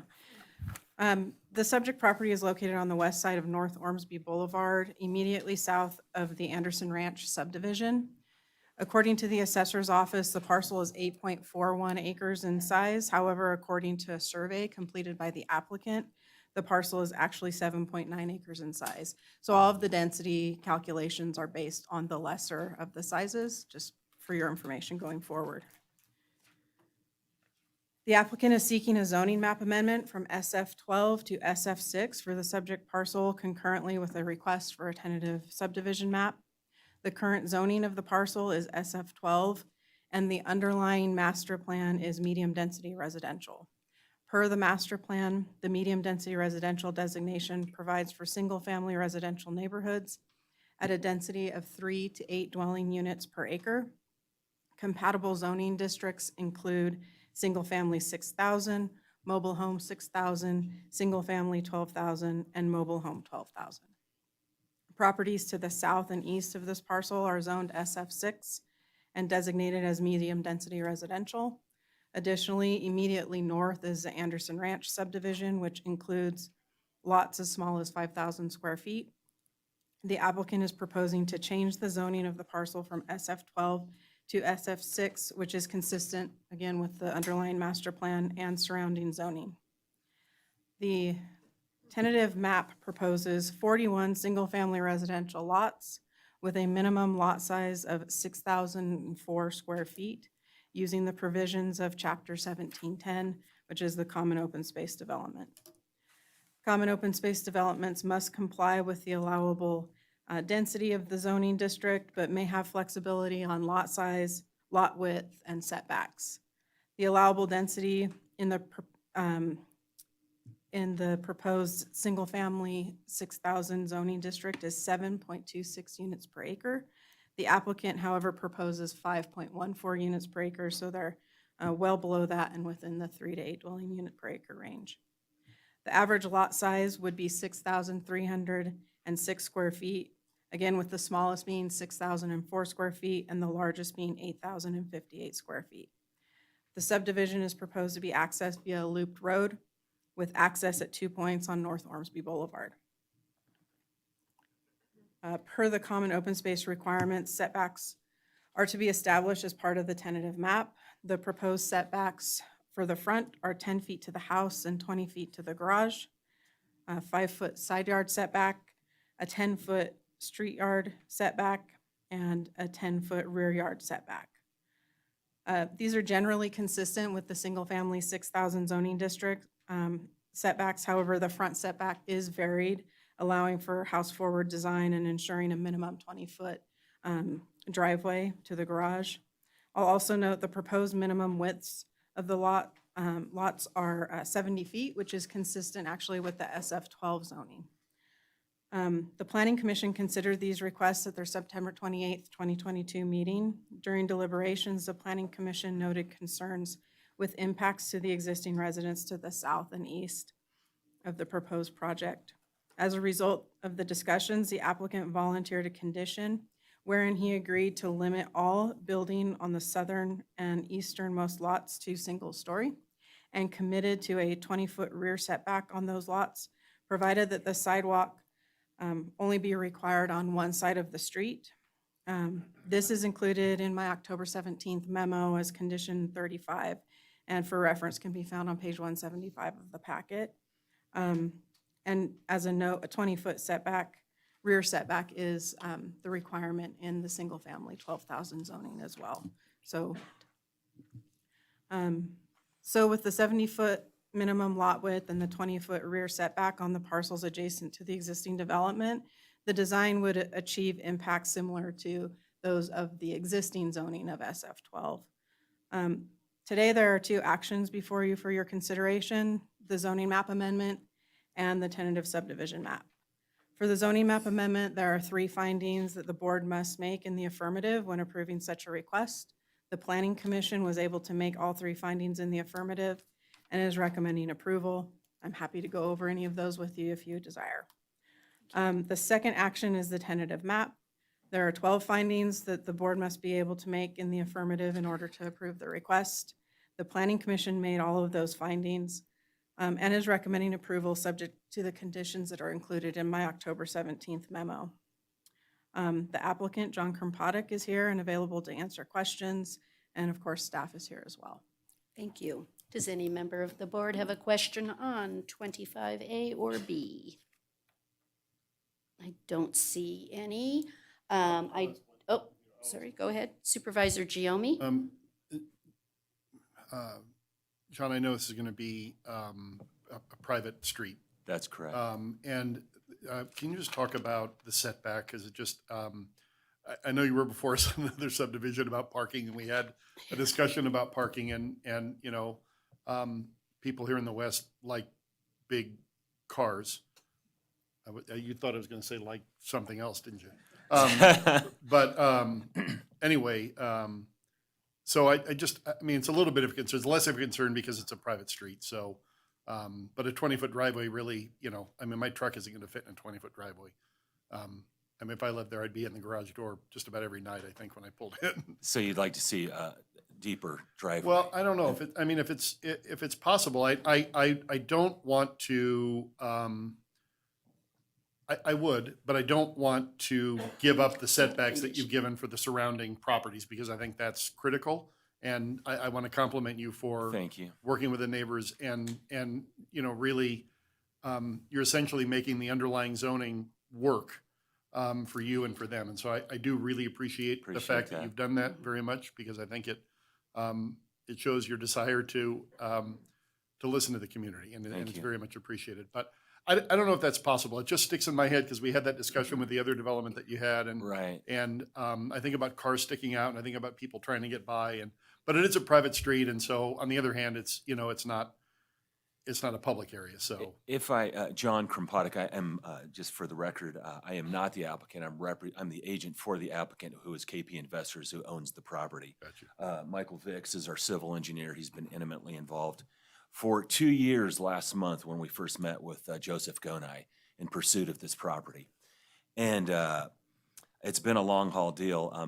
I appreciate Supervisor Giomi's regard for our effort to get it right with the adjacent community to the south. That was a big give up. And I know it was necessary. I met with, or I had several meetings with the lady that lives on Bunker Hill. And just to echo what staff said, I think it's so important that the board here, that we did in fact try to make it right with SF-12 zoning type of criteria in terms of setback, minimum width, and then height on top of that to 1 story, you know. That was a very aggressive, I wanted to get it right with the community, wanted to get it right with PC, and I'm thankful that you guys recognize that. On the driveway, if I told you, Supervisor, that just under 18 foot is the length of a Yukon XL, does that get it done? yeah, I mean, you know, I mean, I don't know what my truck is. You know, it just stuck in my head from our previous discussions. Yes. Because I know you brought forward Yeah. what we suggested, or what you suggested as an ordinance change in terms of parking and the driveway, and maybe, because you increased the driveway size on the development you're doing on. That's right. And yeah. so maybe this was the number, and I'm It was 20 thinking of feet the is ro- kind of okay. the gold standard, Okay. you know, yeah. Then And if I'm you good. got extra, you make it work, right? Sure. Yeah. No, I'm good. Thank you. Okay, That thank you, does yeah. a I lot have a of my favor. PowerPoint prepared, Madam Mayor, if. Don't need it unless, we'll see what's see there what for the- the public. I'll come back to that if Okay, sure, yeah, necessary. thank you. Kind of jumped ahead here, yeah. Yeah, so for that, I don't have anybody from the public that signed up for this particular project, probably because you did work so hard with them at the Planning Commission, and I think it is important when you work with the surrounding neighbors, so I thank you for that. But is there, just in case somebody didn't sign up? Okay, then we'll bring it back up to this board if there's any further questions or thoughts. Again, for me, they worked hard with the Planning Commission and the surrounding community, and they're meeting the underlying zoning, so that's exciting to me that they married both Title 18 and 1710 to be good to the surrounding one. Anyway, very happy to see that you were able to thread that needle. Supervisor White? Yeah, I too appreciate the work. Ed, you know, to be honest, the work that the previous applicant has done as well.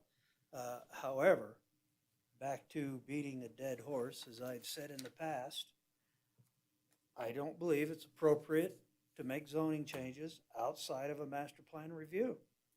I will not support this. Oh, maybe I just need to clarify for the record. I thought this met the master plan.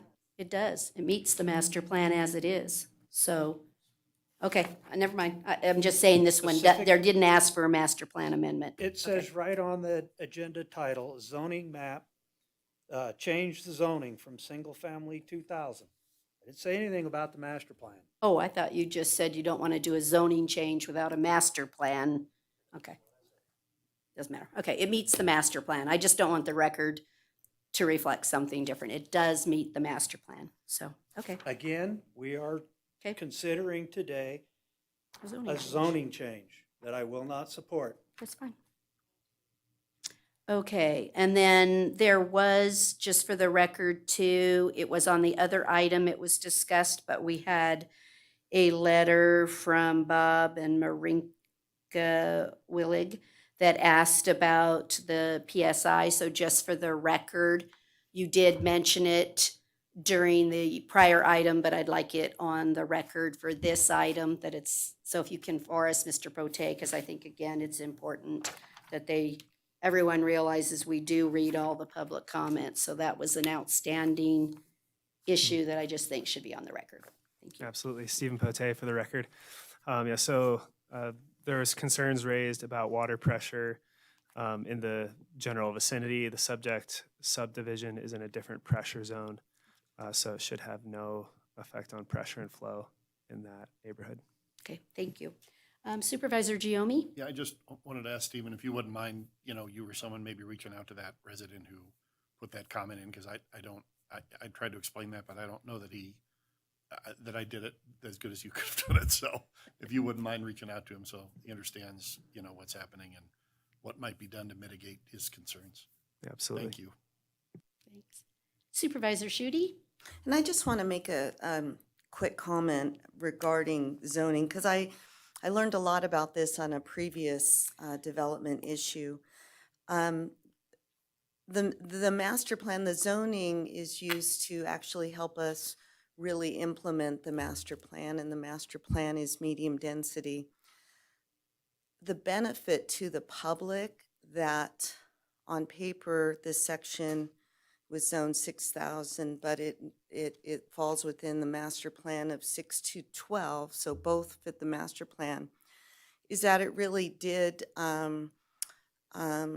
create an opportunity for the public voice to be heard and for the development to actually be changed to help benefit or to help meet the needs or the concerns or the worries of the surrounding neighborhood.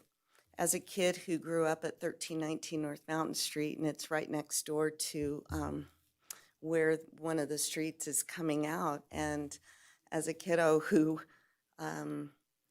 played in the field, and actually my stomping ground is where many of you all live, that wasn't there. So I so feel for you, and when I run by, my heart aches.